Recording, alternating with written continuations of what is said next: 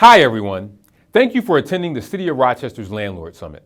I'm very sorry that I'm not able to be with you, but rest assured, I am with you in spirit and want you to know that we appreciate everything you are doing to build up the City of Rochester. Housing providers and property managers can get a bad rap, and I want you to know that I will work with you to change that perception. At the city, we know that the majority of you are doing everything we ask in order to ensure that city residents are renting clean and safe apartments and homes from you. We also know that there are far too many housing providers and property managers, which usually are the same bad actors, who are endangering some of our most vulnerable residents by providing housing that falls far short of even the basic standards that anyone deserves. Our homes are critical to our health and well-being. Everyone deserves to come home to a place they are proud of, whether they rent or own. So I want to be sure to take the time to thank each of you for making that your mission every day. I know the last few years have been incredibly difficult for landlords. You are the largest small business group in Rochester, and we will continue to do all we can to support you. Today, you will hear about city resources, get code enforcement and zoning updates, and more, much of which are the result of the work of our Housing Quality Task Force. Many of you have given vital input to that process in the work we are doing to weed out those property owners who have no business providing housing. Today, you will learn about new software that will make streamlining your interactions with the city more transparent, from paying your water and tax bills to updating your C of O. The power of your small business is even more securely in your own hands. Thanks for taking time out of your schedule and joining us today. I know it will be worth it for you and your business. Together, we can ensure that every Rochester resident has access to quality housing. Thank you for being here.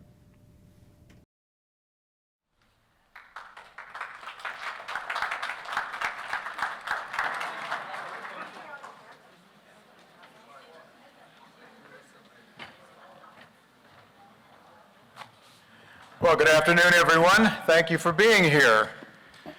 My name is Dana Miller, and I am the Commissioner of Neighborhood and Business Development for the City of Rochester. And I would like to thank the Mayor for his comments, and also like to thank all of you for attending our Landlord Summit today. As Commissioner of Neighborhood and Business Development, I get to work with what I would consider to be the best team in the City of Rochester. Nearly 170 people who recruit, grow, and retain businesses, who build and rehab houses, who perform code and other inspections, issue permits, provide zoning support, manage city-owned real estate, run our land bank, and operate our 4 neighborhood service centers. So NBD does quite a bit for our City of Rochester. As you all know, more than 63% of the housing units in the City of Rochester are rental units. As a group, housing providers and property managers are one of the largest businesses in the city and impact the life, health, and safety of many of our residents. My team and I are here today to provide you with the assistance, support, talent, and tools so that you can be as successful as possible. The Mayor takes his senior team out monthly, and we walk the streets in the community and hear directly from people about their concerns. Last week, we walked in the northeast quadrant of the city on Scioto Street and a few other streets, and we stopped and we saw a property owner sweeping the sidewalk in front of his property. And the mayor stopped and said, "Why are you sweeping in front of your property?" And he said something that stuck with us. He said, "If I have a housing unit and I won't live in it, I won't rent it." And that's something that we'd like to hear more frequently, because in fair transactions, there is always a balance. In housing, you provide quality housing, tenants pay rent. There's a balance. But if rent is not paid, then tenants have to leave. That's a balance. When that balance is upset, things stop working. Property owners call my office on a regular basis saying things like, I haven't been paid rent for months, sometimes even years. I get people who call and say, you expect me to make repairs, but I haven't gotten any rent. What do you expect me to do? Where's the money supposed to come from? I hear from people who say, well, you told me to get a C of O, and I have to do these repairs, but you're not giving me a break on my property taxes. Where's the money supposed to come from? So the federal government provided $46 billion for rental assistance. But that fell short of the estimated $57 billion in rent owed. So we are behind. And I applaud all of you for working through a difficult situation. And I can promise you that if you work with us, we will work with you. Our homes are critical to our health and well-being. As our mayor said just a moment ago, everyone deserves to come home to a place they are proud of, whether they rent or own. So I thank you again for joining us today. Many of our friends, relatives, and neighbors rely on you, and you, and you, and your businesses for our housing. And we hope that you take something away from this meeting that helps you continue to provide clean, safe housing. So we are going to start the rest of the session now. We are going to begin with Climate-Friendly Homes Fund Financing with Danielle Donnelly, who is the Assistant Vice President of Sustainability Programs for our, that's my opening remarks. We don't need housekeeping. Oh, we do need housekeeping items. So before I introduce Danielle, some couple of housekeeping items. First of all materials from the event and a video recording of the event will be available in approximately 7 days on the city's website, and it here is listed as www.cityofrochester.gov/landlord summit. Second, the bathrooms are out in the atrium and down the hall. There will be a break at 3 p.m., and we will have the opportunity for people to refresh their drinks and other snacks. And third, and this is kind of important, please don't disrupt the presentations. The folks have a limited amount of time to present, so we would like to hold the comments for the open house, and from 4 until 5, there will be folks out in the atrium available to answer all of your questions. So now we will move forward onto Climate-Friendly Homes and Danielle Donnelly. So thank you very much.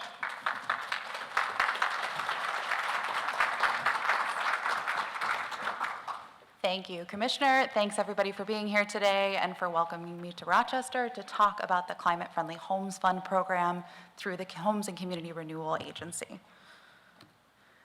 So as part of the 2022 housing plan, HCR set aside $250 million that is focused on investments in clean energy in disadvantaged communities and low moderate income census tracts, as well as regulated affordable housing.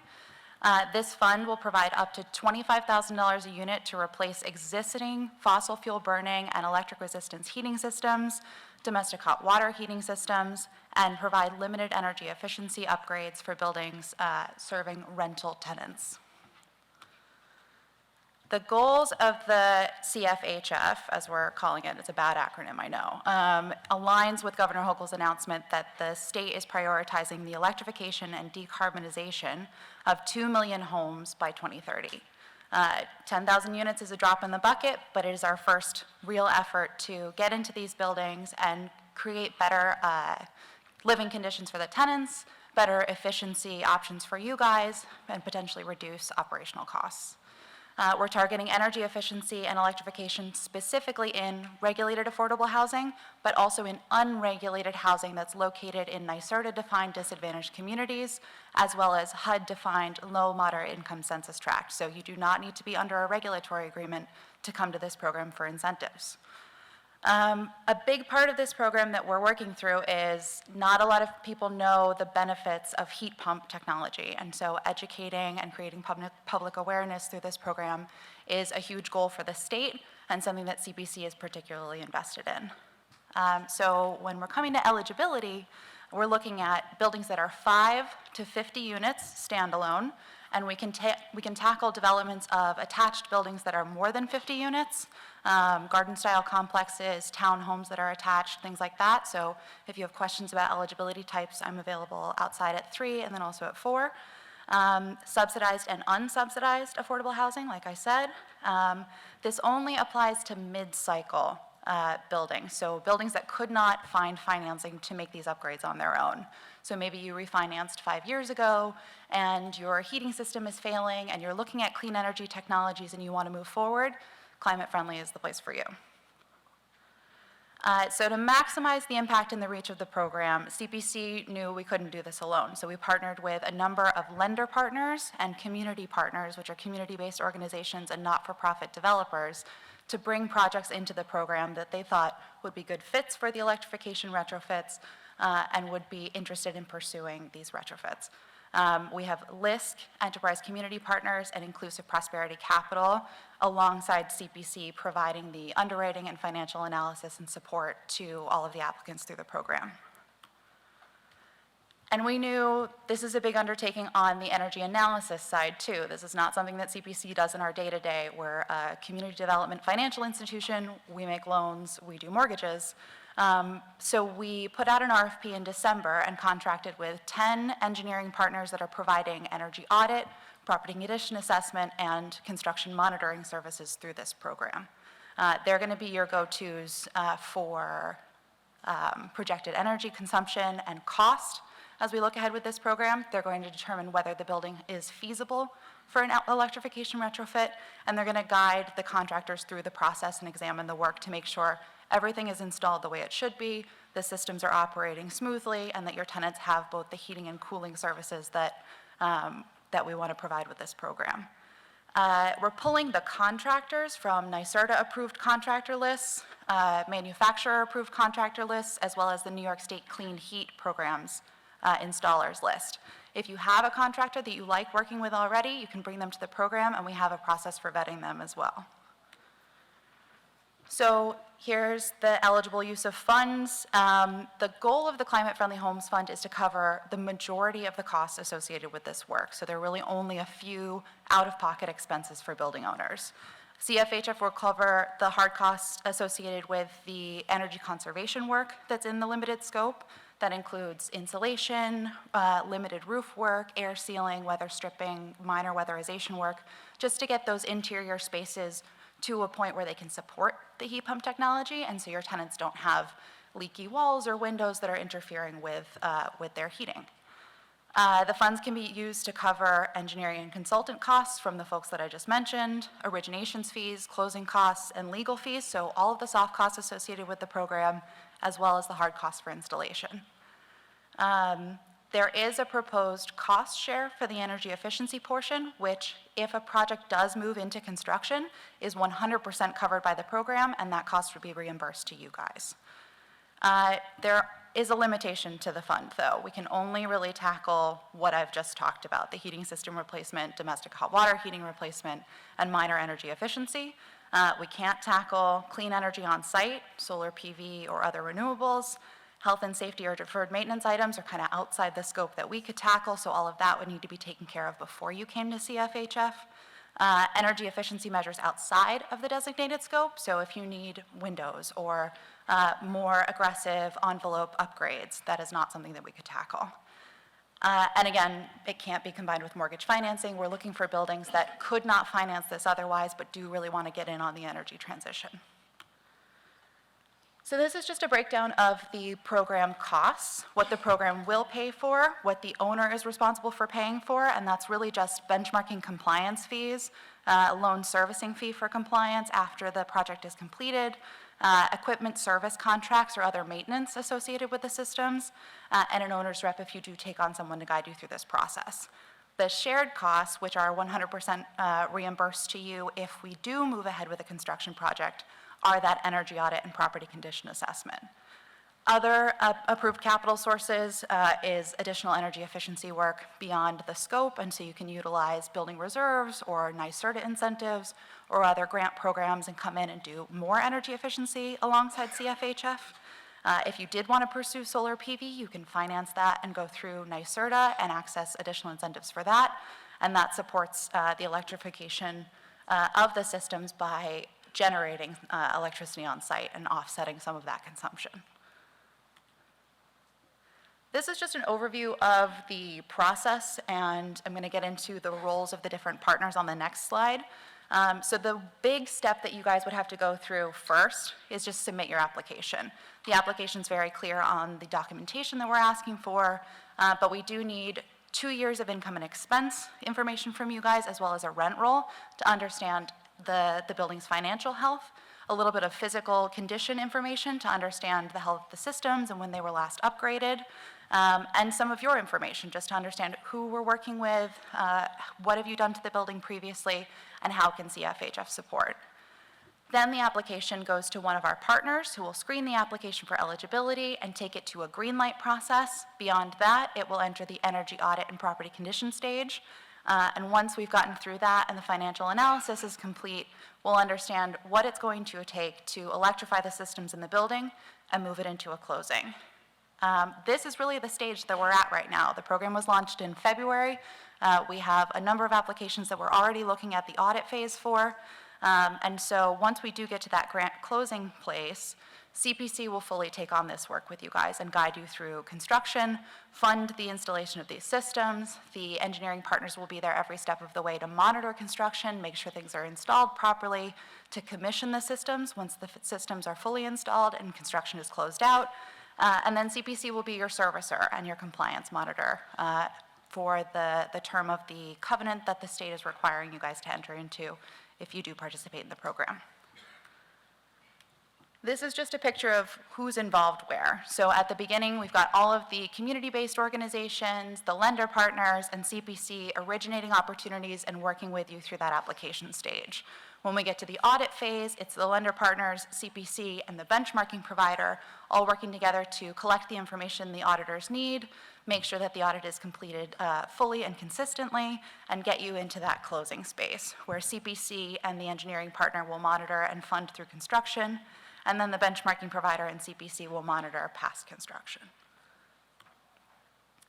So the funds are going to be committed as grants, so just money to your building to do this work, or 0% interest unsecured forgivable loans. So essentially a grant in loan form, depending on how you need these funds to be structured for your building.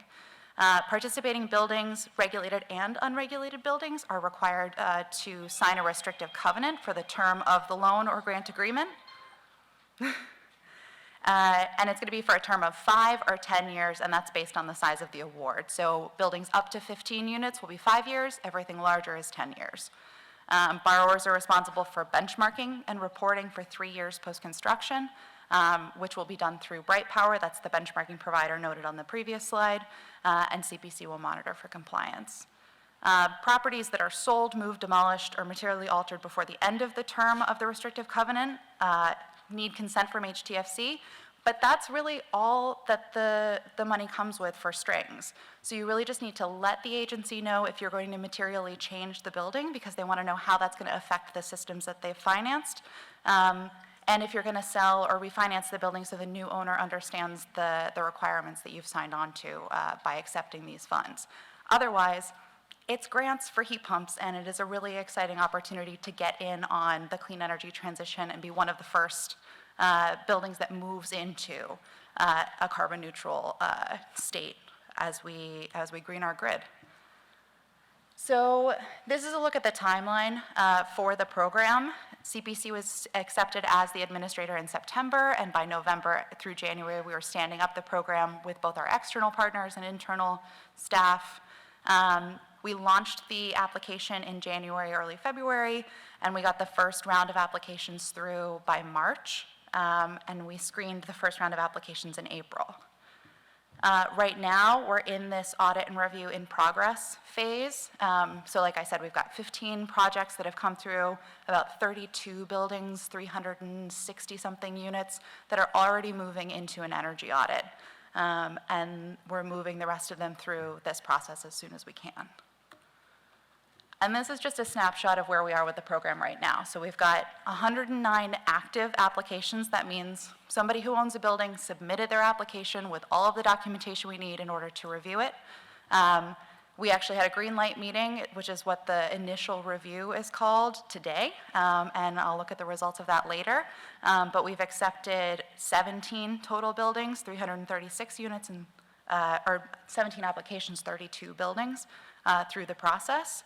And we've got a pipeline of 4,600 units coming through. So we're almost halfway there with the number of units that we've got in this pipeline right now, and we're only 6 months into the program. So if your building is 5 to 50 units in one of those qualified census tracts or DACs, or is regulated affordable housing, please go to climatefriendlynys.com or to CPC's website. You have more information in your folders. I'll be outside, but we really want to make sure we can electrify as many buildings as possible through this process, small and large buildings alike, and I'm really excited to talk to you guys about it later.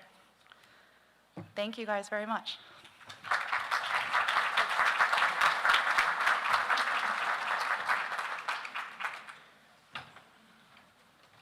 Thank you, Danielle. We really appreciate that information. That's very helpful. And I know that many of you are probably looking at replacing systems, either your domestic hot water system or your heating system. The great advantage of the heat pump is that it not only provides heat in the winter, it also air conditions in the summer. So you get kind of a 2-for-1 by installing that. So it's something that I think is really an opportunity that we're going to see expand much more greatly going forward. And now we're going to move into the next topic, which is new and updated code enforcement policies. We have two of our wonderful folks who work with us every day in City Hall on this. Kurt Martin, who is Director of Buildings and Compliance in our department, and a relatively new but hit the ground running kind of a guy, Mike Furlano, who is our housing attorney in the law department, and the two of them are going to talk to you now. Thank you.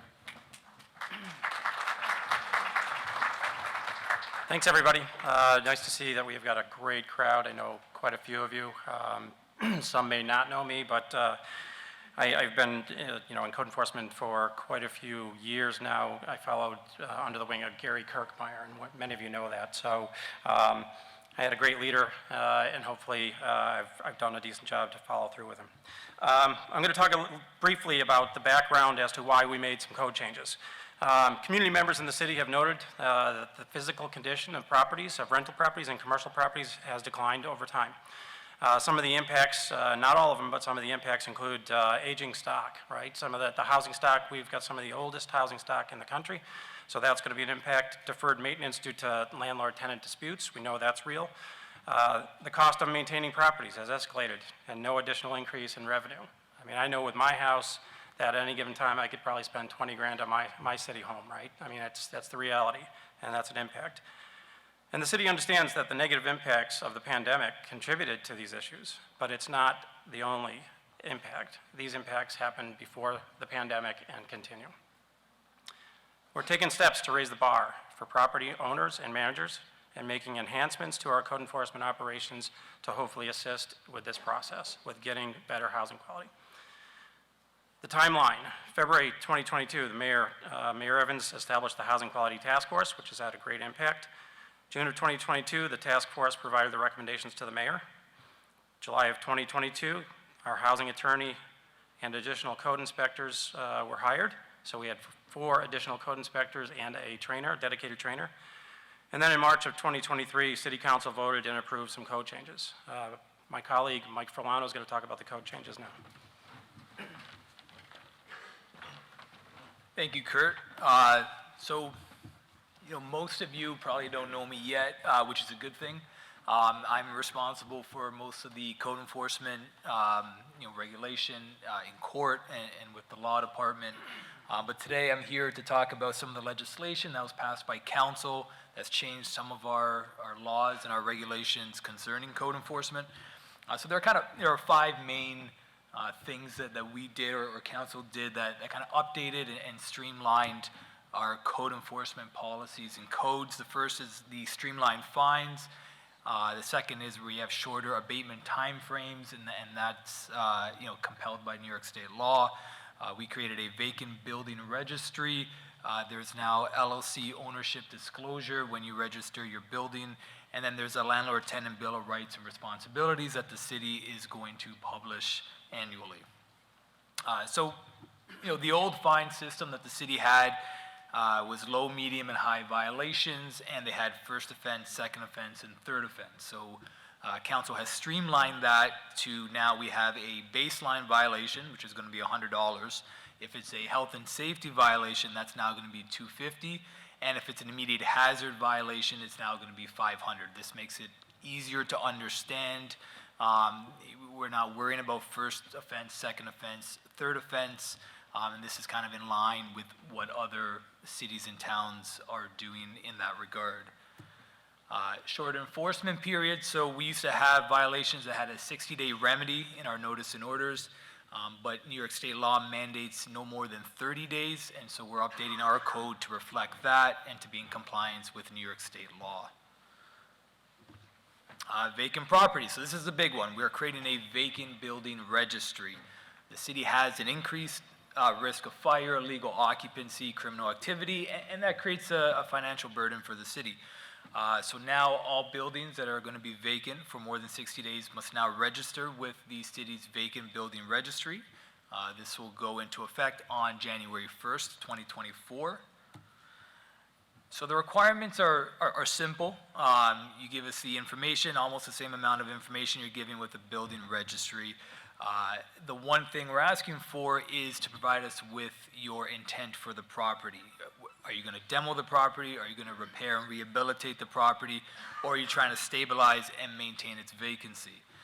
And then there is a fee attached to that, and that's going to be based upon the number of units. And so the fee schedule is over here, and it's graduated, right? Year 1 of vacancy, it's one amount, and as you progress to year 2 and year 3, if the building is still vacant, there will be a higher amount. Now there is an exception in year 1, so if the owner plans to either demo the property or rehab the property and reoccupy the property, the fee is a flat $100 for that first year. Let's go back there for 1 second. There also is an exemption if you are essentially a snowbird and you are going to Florida or another nicer state during the winter time. You will be exempt from this as long as you continue to provide proper property maintenance, sidewalk shoveling, snow maintenance during that time. For the LLC ownership disclosure, this is in line with state law as well. If you are registering as an LLC with the building owner registry, you will have to disclose all members of that LLC. And if a member of the LLC is an additional LLC or a building entity, you will have to continue to disclose the members until we reach a natural person. That's already required when you buy property in the state if you are an LLC and you're buying 1 to 4 family residences. Finally, the landlord-tenant bill of rights and responsibilities. This is something that the city is going to publish. It's going to be informational. It is going to be a list of all the rights and responsibilities that we feel are most important for both landlords and tenants. It is not going to create any new rights and restrictions. It's not going to create any new causes of action. This, again, purely informational, and it will be distributed by the City of Rochester in a variety of means when we issue the CFOs.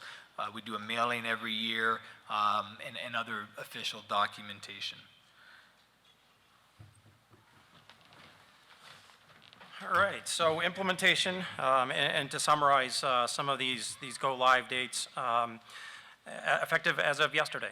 The Chapter 13A, 1311 penalty categories, amounts, and levels that were described in Michael's charts are in place. That means any tickets that go out as of yesterday will have those amounts established. So you're going to start to see a little bit of a different way that our documentation is delineated, and the amounts are going to look different than what you may have received if you received any tickets previously. The changes to Chapter 39303 for demolition without a building permit. This is a change that we are putting in the code to make sure that if you are going to demo a building in the city of Rochester without proper permit approval, because demolitions are very complex, especially with any contaminants, there's going to be a steep fine that comes along with that. So that's a $5,000 fine that will be the ticket that comes out if you do that. We've had some occurrences in the city recently, and this is why it's driving us to bump that one specific penalty up and make sure we send a clear message. And then if unpaid fines for such events happening will be added to the tax bill if they're not paid. Chapter 52-3 for the enforcement procedures and penalties for offenses. Cases brought to city court can be charged an additional fine for up to $1,000 per day issued by the courts. And the city can seek attorney fees and other reasonable costs. That's an additional change to make sure that we are covering our costs and expenses if we have to take you to the level of taking you to court. We don't like to do that, we don't want to do that, but if we have to, it potentially is going to cost some more money. So those were effective as of yesterday, so there's a couple of changes that are coming January 1st, and the reason for that is we've got some work to do to make sure that we are putting in place all of the correct implementation in our system and documents that go out. So changes to Chapter 90-20, the Building Owner Registry, which Mike just went over. There's a bunch of new changes with LLCs and what's expected of LLCs as far as disclosure information. And then if the owner lives outside the Monroe County area, there's going to have to be a disclosure of somebody who lives within Monroe County that can be contacted for that LLC for those properties. And that's a little bit of a change too. So, and if not provided, the CEO will cite the appropriate violation and commence issuing tickets. So if you don't do what the law says, we have an obligation in code enforcement to make sure that you're held to an infraction. Changes to Chapter 90-21, which is the VBR, the Vacant Building Registry. This is a really big one. This is where most of the work that's starting to occur already to make sure that we are ready for it come January 1, 2024. And I don't have to reiterate what that is, but basically if you have a property that has been vacant for 60 days, you will have to register it. If you don't, you're going to be enforced. There'll be violations cited. And the enforcement violations are in addition to the registration fees. So it's going to send a clear message that the city of Rochester wants vacant properties either occupied, renovated, and occupied, demoed, or sold. We don't want people just to hold on to properties and be a potential burden or a risk to neighborhoods. That's a pretty clear message. We've had some major impacts, major costs with properties that have been vacant within our neighborhoods and have been significantly impacting the quality of life.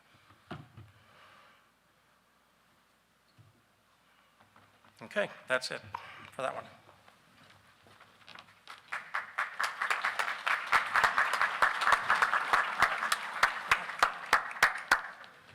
Okay, thank you, Mike and Kurt, for that. I am going to move on to the next topic, but just a couple of things that Kurt said that I just wanted to reinforce. This whole issue of vacant properties is a huge issue in our city. Right now, as we're sitting here, we have about 1,200 vacant residential properties in our city.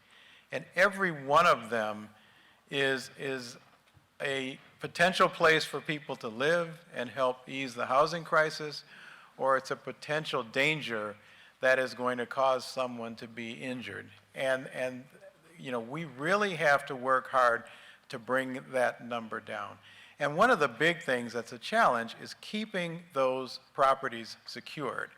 Because right now, if it's vacant, it usually gets boarded up. But as we go around the city, we find that very often the boards get pulled off. People gain access to the buildings, they, squat in the buildings, and they become problems. And then we end up with other issues, like they get set on fire, or someone falls because a staircase is missing, or something like that. So this is a real problem. So we're looking at some potential solutions that would be better ways to secure these buildings other than just pieces of plywood. The folks that get into the buildings have become much more creative. They don't show up just with a hammer now. They show up with a power drill and take the screws out.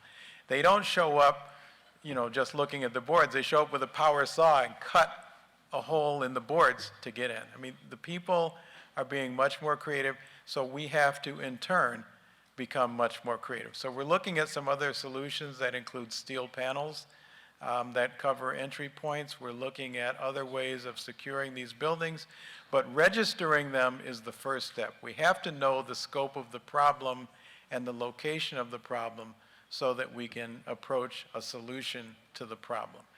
But the other side of that, the point that was made about demolitions, when a property is damaged, generally speaking, if it's an imminent danger, even as the fire is being put out, the fire department can say, this property has to be demolished. And when that happens, we have to demolish it. And when we do that in an emergency basis, it generally costs a lot of money. I just signed off on one just before I came over here today, a two-family house, almost $60,000 to demolish it. $60,000 to demolish it, and we have to pay the cost of that. So, this is a big problem, and we are working on it, but some of the solutions that Kurt and Mike just talked to you about are some of the solutions. So we have some questions that were submitted in advance. We're going to address those right now live with you. So we'll go on to the first question, which is about code enforcement, equity, and consistency. It says, code enforcement policies do not seem to be equitable across all rental properties. For example, the rental property adjacent to my property has dilapidated roof shingles that are falling off the roof. How is it that this property is not forced to meet code requirements? Does the city provide a way to report these issues? The quality of adjacent rental housing has an impact on tenant satisfaction in my property. So, Mr. Martin? Do you want to comment at all? Or? I'll let you comment. Okay, Go ahead. all right. So the only inequity I think that in my mind should be seen out there is if your rental property is next door to an owner-occupied that has violations on it or has, let's say, trouble with it, because we don't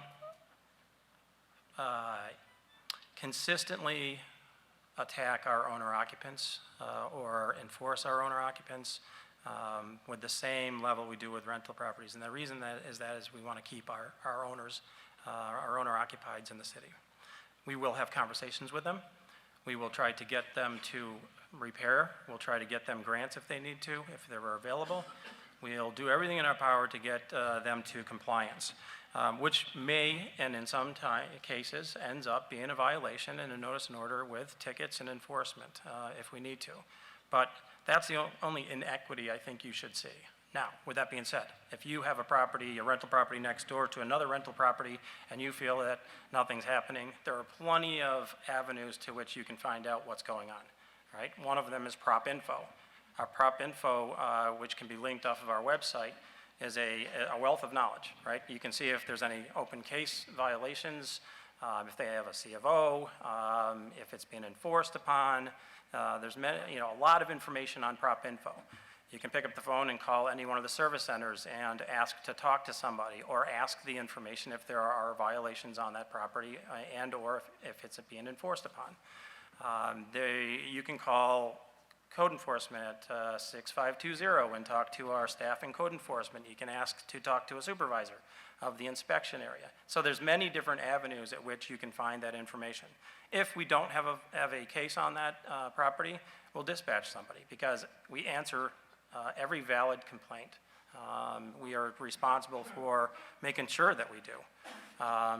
So somebody will be dispatched. Now, if it's an exterior violation or an exterior issue on a property like that, we won't schedule an appointment. We will just set up either an email or a phone call to the inspector to say, hey, you need to go check this property out, and they'll follow up. Now, if you don't see any activity, one of the most widely misconceptions that people have, and nobody in this room, right? It's all the people that didn't show up, is the fact that the city of Rochester fixes things. We don't fix things unless it falls into an emergency repair program. We use the tools that are legally at our fingertips, or in our toolbox, if you will. We cite violations. When the violation expires, we try to make contact to get somebody to do something. If nobody's doing anything, we move to the next level, which is a ticket. It used to be a warning letter, where you would buy more time with a warning letter.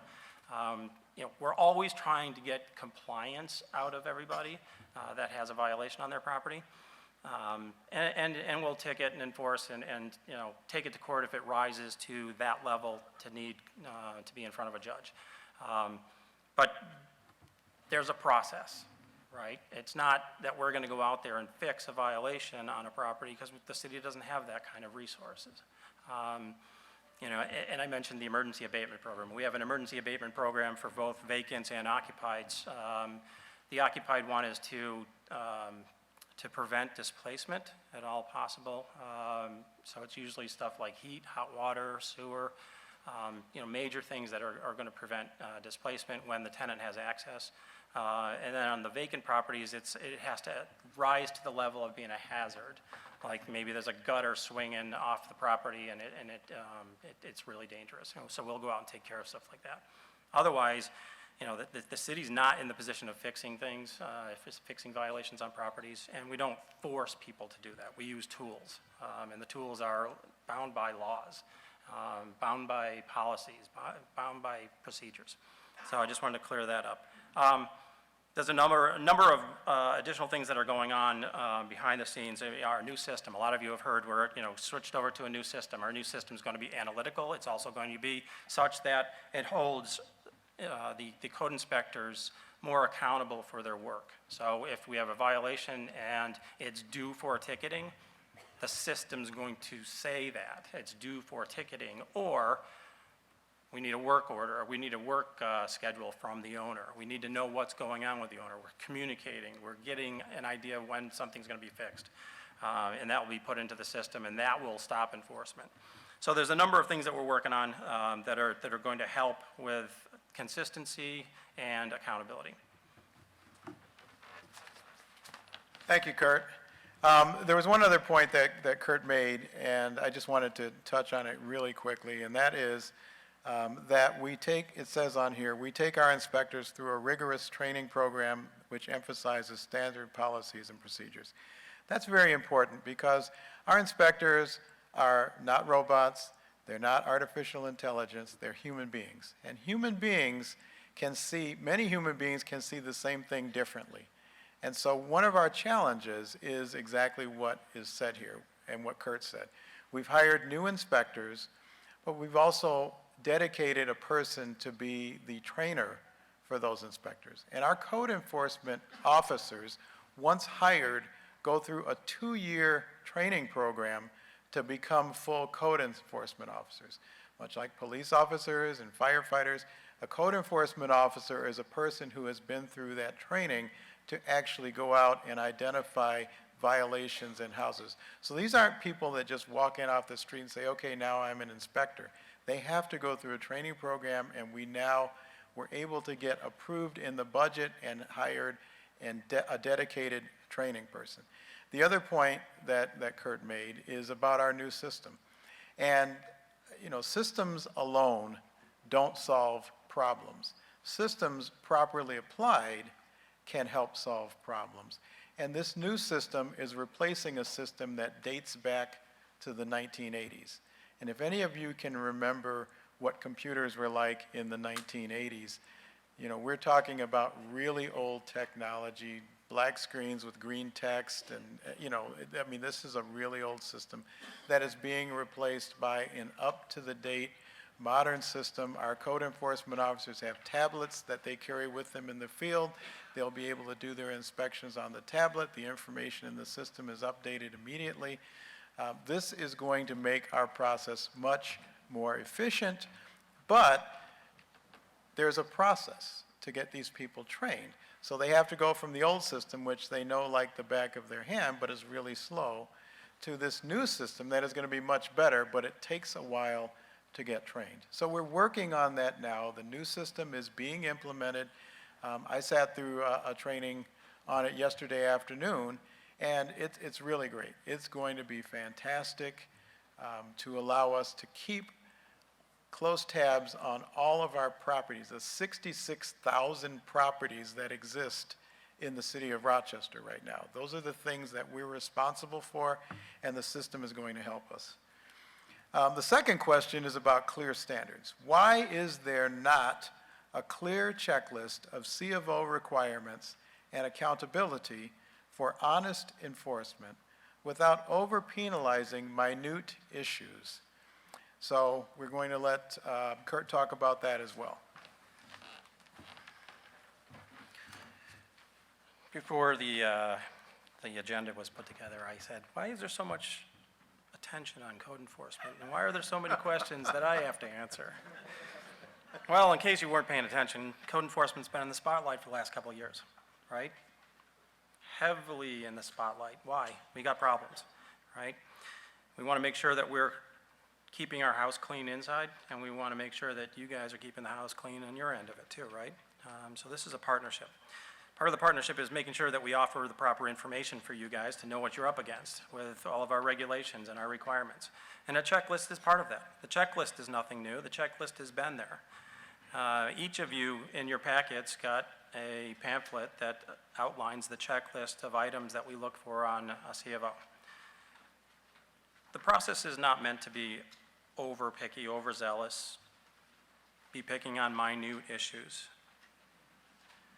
Each inspector is taught as to what rises to the level of a violation.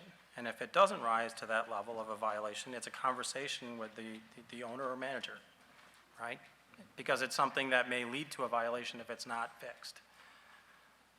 We teach our people to try to make sure that each and every one of you guys, as owners or managers, understands that. If you see that there's something that's overzealous or over the top and you don't believe it's a violation, or say something's on a notice and order and you feel like it's nitpicky and you're now being ticketed on it, you have the ability to call me. You have the ability to call any of the senior supervisors. You have the ability to call Ann Wallace, the manager of code enforcement. You have the ability to file a complaint through the mayor's office. Not that I recommended that, because I'd rather have you call me, or you call the supervisor, or you call our law department for a second opinion. We're there to work with you, not against you. And that's an important factor that I need to make sure that you all understand. This is a process we're working together for a common goal, right? To make sure that the houses that are rented in the city of Rochester are meeting a minimum standard spelled out by the state law that we have adopted, right? City of Rochester adopted state law, whether it be the building code, the property maintenance code, fire code, and we're obligated to enforce those codes. We have local codes also. We have our local property maintenance code, which does a very similar thing to the state level property maintenance code. But when something rises to a violation and we've been asked to the property, whether it be by you for a C of O process or by a tenant for a complaint, we have an obligation, a state level obligation as certified code officials to cite the violation when it meets that point where it truly is a violation. The obligation is something that's not questionable. I mean, you can question whether it rises to the occasion, we'll give you a second opinion. But if it is truly a violation, like let's say peeling paint, deteriorated paint, we are obligated to cite that violation and to enforce it. My staff does not make that up. The city of Rochester doesn't dictate what we do or don't do with the enforcement of state law. We can opt out, but we don't opt out, right? If we opted out, it would go to a higher level agency. So we're in this because it's state mandated. So some of the perception out there is, oh, you know, you as city employees just do what you want to do, and, you know, you're running, you know, like old cowboys or whatever, and doing, you know, just out there for money grab and citing people because you just want to, you know, force us to spend money on our properties. I hear it. I hear it all the time. I've heard it my whole career. 25 years, I've heard it my whole career. That's not the case. We're trying to work together to make sure that habitability standards are met, right? That's all. And there are minimum standards, code, all of this code stuff, this New York State code stuff, right? The ICC codes. They're all minimum standards. You can do better. You can always do better than minimum standards, right? When I'm talking about habitability, this is a minimum level. We're going to constantly be talking about, you're going to hear me talk about, you're going to hear my staff talking about, let's raise the bar. Let's raise the bar together, because we're not going to get out of this situation that we're in, that I've been talking about, unless we do better. I'm on my pedestal here talking about stuff. So I think I answered this question, accountability and honesty and holding, you know, our inspection staff accountable is my priority. The commissioner knows this, our law department knows this, but it's coupled with a partnership with you guys and making sure that we're doing the right thing. And if you feel like we're doing something that's not right, call us. I'll answer those questions. Law department will answer the questions. Commissioner will answer the questions. Okay? Thank you, Kurt. Our third question is about code enforcement and the owner of the property versus the manager of the property. And the question is, will the city be holding property owners accountable if they refuse to pay for repairs? This puts the property manager in a bad position where their reputation is in jeopardy. I think Kurt's back. Me again. Okay, so most all of you know that we can only hold owners accountable when we're citing violations and enforcing on properties. Tenant accountability, well, I don't know if I'm ahead of myself here, but as a manager, I'll refocus this, my answer. As a manager, you're working for owners, and if they are not doing the right thing, we ask that you exit your contract with that owner because they're not doing the right thing. They're not doing the right thing for you as a manager. They're not doing the right thing for the tenants, the occupants of the properties, and in general, overall, because most of the time, if they're refusing to pay for repairs, the properties are declining and most likely blighted. You know, if they're not outwardly blighted on the exterior, they're, you know, they've got serious health and safety violations on the interior, which are impacting tenants, and that draws us into the equation quite often, right? And having to cite more violations and eventually hold you accountable. So as managers, we're going to talk a little bit more about the manager scoring system. You're going to see that potentially, you know, if you're not doing the right thing, there's going to be a score impact, and to, you know, so everybody will be able to see that you have a score. Let's say, you know, you're being impacted because repairs aren't being done, because the owner's not paying for them, and your score is declining. You've got to make a choice on how you run your business. We have an obligation to hold you as managers accountable, hold owners accountable, and provide another means for people to see how businesses are being run. And I shouldn't say you because, you know, again, all of you guys are the good guys. The ones that are the bad guys didn't show up, right? You know, so I think that's, you know, the important thing here is we have a way to deal with you know, violations and not being done, not being fixed, mitigated. You have an obligation to deal with the owner because it's a contract between you and the owner, you know, as a manager and an owner. You know, and vice versa. Managers or owners should be holding managers accountable too. If they're not doing the right thing and they're, you know, taking your money and not solving violations or mitigating violations and improving the property, that's equally wrong also, and you should be held accountable.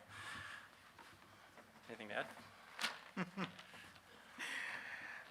Well, I appreciate that answer, and the scoring system is critical. Anybody ever been to California? Anybody? A few people? So you know that in California, whenever you walk up to a restaurant, there's a big letter in the window. And if it's an A, that means the restaurant has been checked out, it's good, there aren't any problems, rodents, things like that. If it's a B, it's probably still good. If it's a C, you got to stop and think. And if it's less than that, you probably don't go there. And the property scoring system is going to help us with the properties in much the same way. When people are looking for a place to live and they see that it has a low score, they're going to have to think twice about whether they actually want to go there. And then the owners have a choice. Do I fix the place up and get a better score and get people? Or do I leave it the way it is and I can't get people, or I can only get the people who have no other choice and are then potentially going to cause problems? So property scoring is a very important aspect of what we're trying to do to change the way properties are in the city. But along the same lines, there's another aspect of this, and that's tenant damage. Because we hold property owners responsible for a safe, clean property, but how do we hold tenants accountable for damages and infractions like cleanliness, which contributes to pest infestations? The city should help provide evidence of this in eviction court. So once again, we're going to ask Kurt to talk a little bit about that. You should just stand up. Right. With me. Well, we're ahead of our schedule, so I'm actually going to call upon Mike to come up and delineate some of the legalities with this. I will say this. We'll do everything in our power to help you guys when you have bad tenants. We'll make notes. We'll have conversations with them. I have told people straight out, tenants that have been destroying properties, that you will not be able to get through a successful eviction process, meaning like they won't be evicted if you're damaging the property, and we put notes in the system of such. We'll hold you accountable, right, as best we can, right? We don't have the legal tools or legal mechanisms to hold tenants accountable, but we can put notes in, we can tell the story, and you can have copies of that story, right? I can't control judges, I can't control the legal system, but what I can control? I can control that when we know about it, and if you provide us information to substantiate it, we will put it in our system to be used, if at all possible, to back you guys up, all right? And like I said, I'm going to call upon Mike to talk about the legal ramifications of the legal issues there, because it really truly is, something that people have asked us time and time again. Do something about the bad tenants. Do something about the bad tenants. So that's what Mike's going to answer. Okay, a little unexpected here, but the big thing is documentation, right? If a tenant isn't providing you access, document it. Give them written notice, document your attempts, do everything through either email, text, or written notice. That way you have proof of everything. So when you can say to a judge, hey, or you can say to our inspectors, we tried to get in, here are all the attempts that we've made. We gave notice on this date, we gave notice on that date, we tried to come in, we weren't able to. Once you have all that documented, it becomes a lot easier for us to make those accommodations and for the court to make those accommodations. And that's kind of the big message, is just make sure you have everything documented, make sure you give proper notice, and then the city will work with you.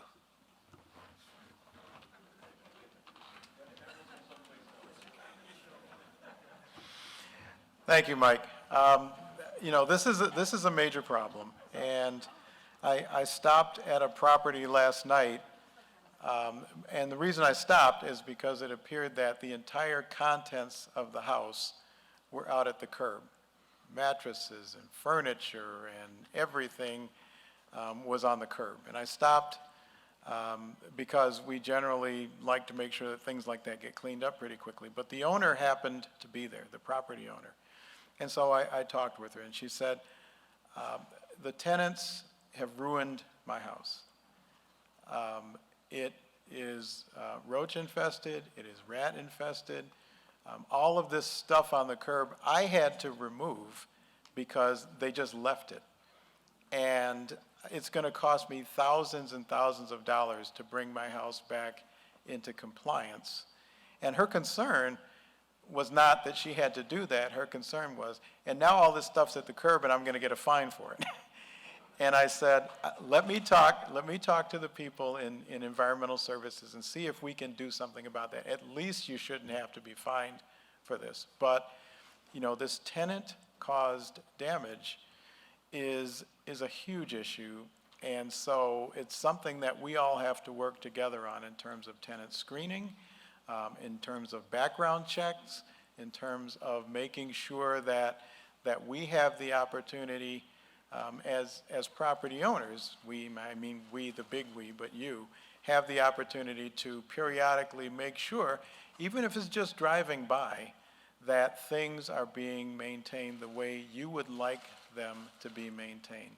And we will work with you, and if you need someone to come and inspect, we would be happy to figure out a way to do that if you don't want to do it yourself. But we do have to work harder at that because, you know, the poor woman I spoke to last night was just, you know, beside herself about the way that her house had been treated. And, you know, this is not, I mean, I wish that was, oh, that's the only time that ever happened, but it's not. I mean, I saw lots of heads nodding when I said that. So I know this is not a rare circumstance. This is a common circumstance, and we have to find solutions for that. So what do we do when we do have tenants who cause problems? Well, you know, how can we enforce tenants to either pay overdue rents or allow landlords to evict tenants? So our attorney is going to talk to us a little bit about that. Okay, so this one is actually pretty easy. So regardless of what some of you may think, well, pretty easy to answer. Let me clarify that.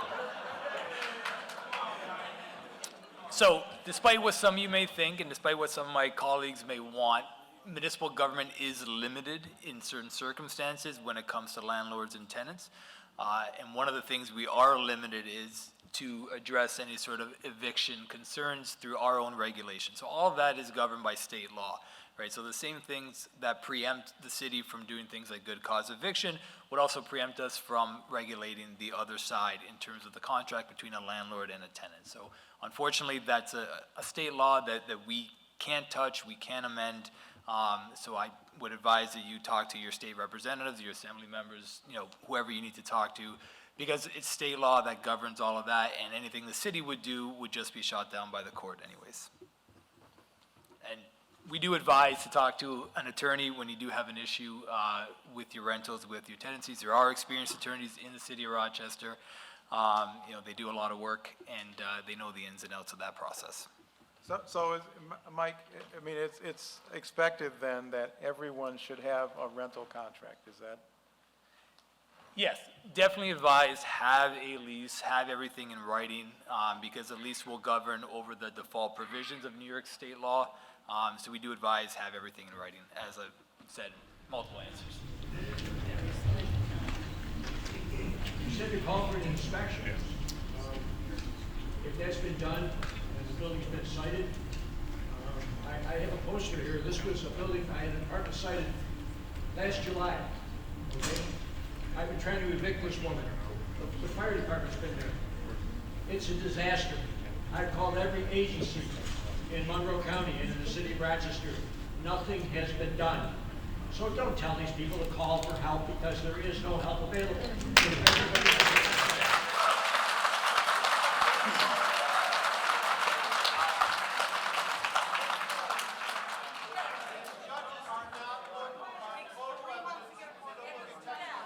Okay, I understand that there are some very serious concerns. We've been through a few real challenges. We've been through a pandemic where there was a moratorium on evictions.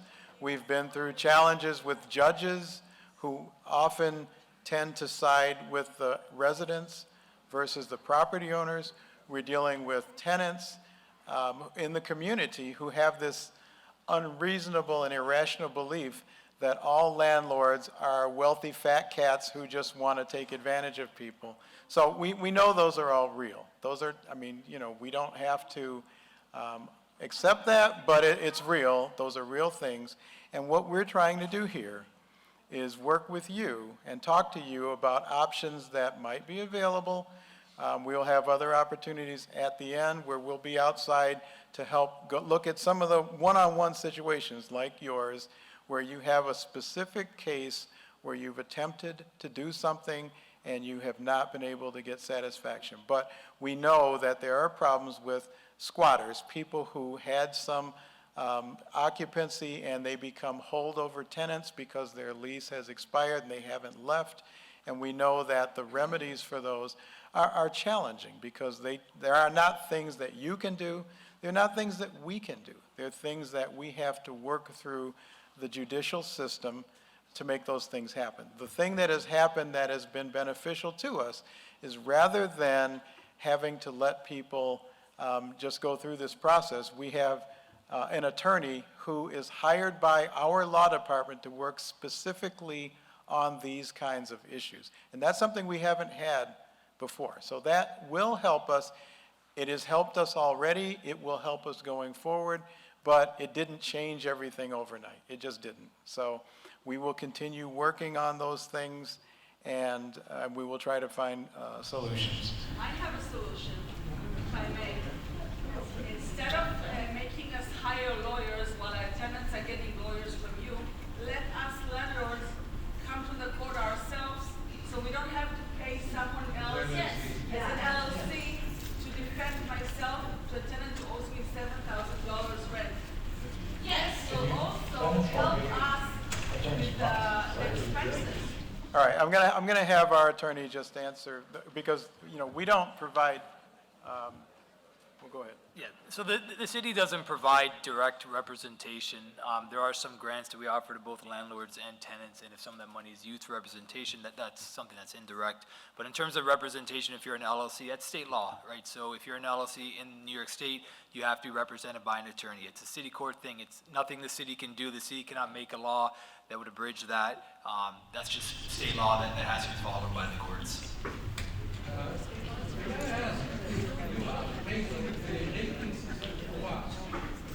Why not make the rating system for tenants that cause damage like you showed? Like we're talking about.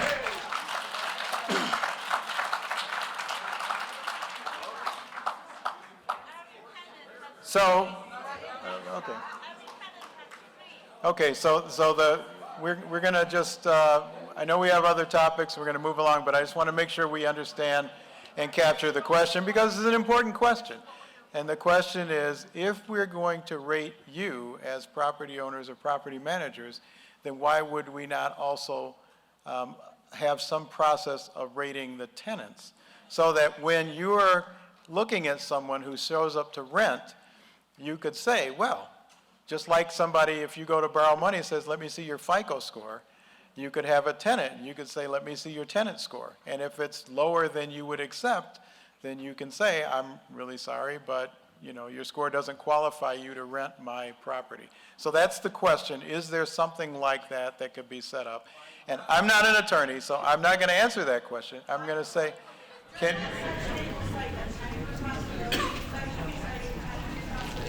Yes. Right. Right.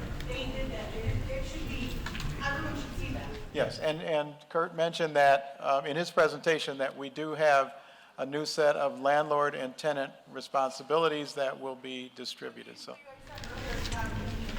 Right.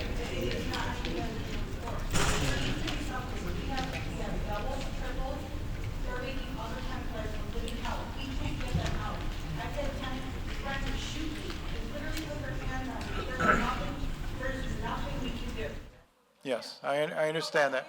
So the comment is that some tenants, even with responsibilities or tenant controls or tenant rights, some tenants are just going to be bad tenants, and they're going to do things that are bad, and some tenants have even threatened harm or other problems to landlords.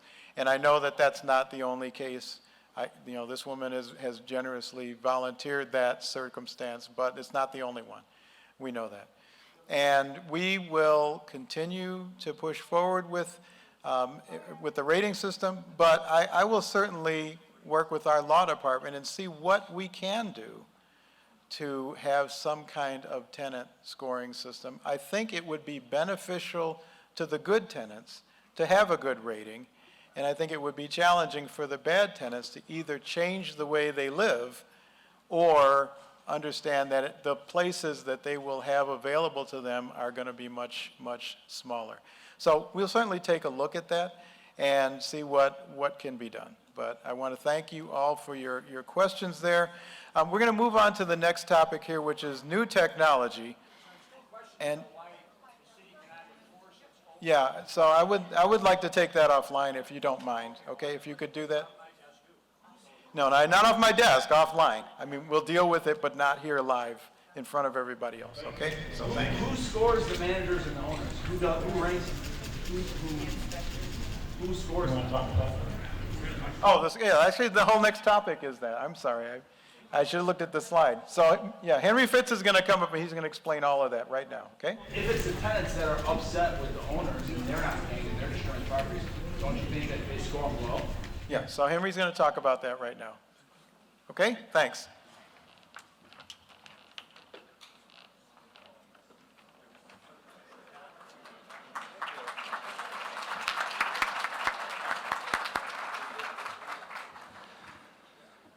Hi, everybody. Thank you. And there is going to be time 4 to 5 p.m. where code enforcement staff, zoning staff, our partners are going to be out in the atrium for additional follow-up questions and one-on-one technical assistance. If you have issues or things like have been brought up just now, please, we're here for you.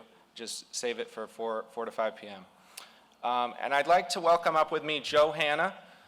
Joe is a very well-known manager and owner of Hanna Properties in Southeast Rochester. He's also the president and an important member of the Southeast Landlords organization and has been doing so for decades, and I think over 50 years in the business. Joe is served on a committee that the city has been convening for over 2 years since 2020. That committee has been advising us on the scoring system as well as other policy issues. Joe is representing one of the many landlord associations we have in the city. Also represented on the committee are tenant representatives. Well, you took half my I'm going to ask Joe just to talk a little bit about his experience with the committee and the process. I've been a landlord for 54 years. I own 380 apartments, so I've been around a long time and have done a lot. And sitting here, and I think George Novak back there will agree with me, I'm glad that I started off when I did and not today, because the challenges are much more difficult, believe me. I could give a full lecture on how it was in 1970 when I got started as opposed to today. So with that said, and please don't kill the messenger, that's all I ask. 2.5 years ago, I was asked to be on an ad hoc committee to set up a scoring system that would rate both landlords and property managers. And through my vast experience over all these years, I found that one thing I couldn't control. I could decide where I was going to buy a property. I could decide on what condition I was going to accept, how much money I was going to put into the property, and tenant qualifications, obviously in accordance with fair housing. The one thing I couldn't control is a neighbor, And with the scores and scores of properties I've bought over the years, there have been neighbors who have been a real blight on the quality of life and the value of my property. In some cases, I bought the offending property. Not everyone can do that. In other cases, I relied on code enforcement to help deal with this issue. So in that context, I'm not a big fan of more government regulation. As you all know, we have plenty of that. But I thought bringing, I hope, someone with my experience and with a rational approach to property management could be of some value on this committee. So we started meeting 2.5 years ago. The committee was myself, Rebecca Rice is here, another large property owner. Rebecca, where are you? Of course, George, but George wasn't on the committee. But in any case, the landlords, large and small. There were some city officials that made an appearance or took part, and there were members from the tenant union. And in my day, people understood that without landlords, there are no tenants.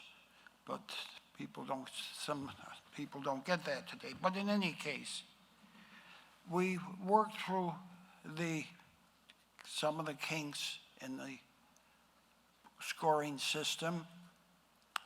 Some items were thrown out, others were modified. One thing that was tabled was licensing of landlords. And after much hard work, we came out with a program or some guidelines for the system, for the scoring. Now, the scoring is only going to be as effective as its enforcement, and with enforcement, we have to take into consideration, one of the factors is the C of O, another is the outstanding violations, and there are a lot of factors. I have 9 C of Os going now, some of which in large buildings. And weather is an impediment. If you get cited in the middle of December for exterior painting, you certainly aren't going to get it done. The supply line, the magnitude of the work. And I have found, and I trust this is going to be in the scoring program, that communicating with the inspector with a plan, with some explanation, has helped out. Whether this program is going to be an asset for us or a pain in the blank, we will see. But I'm keeping an open mind because the quality of housing in this city impacts all of us. And that's my experience.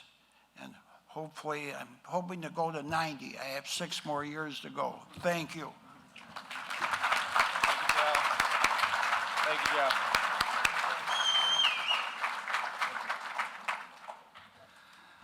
Thank you to Joe and all the committee members who have worked with us on this.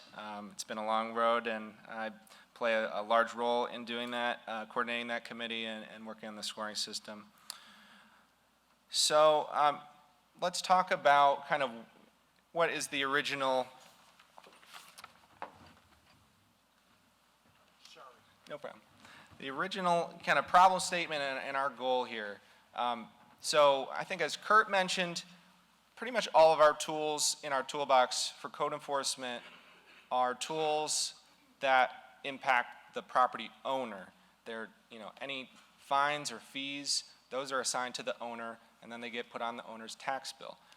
We don't have any way to formally enforce against hired property managers. And this has been an issue over the years. There's sometimes finger pointing when there is the owner and the manager saying one or the other is the source of the issues. So this scoring system is intended to help with that. It also, there's no way for a owner to assess their potential managers that they're looking to hire. How, what is their track record working with other owners throughout the city? Are they keeping properties code compliant? Property managers also, if they're assessing who to work for, they want to look at that owner and see, what is their track record? Are they going to be giving me the funds I need to do repairs, things like that. So those are all problems that we hope to solve with this tool. The last one is tenants. Tenants, when they're looking at apartments, they have no way to look at an owner to see what is their code compliance track record or their manager.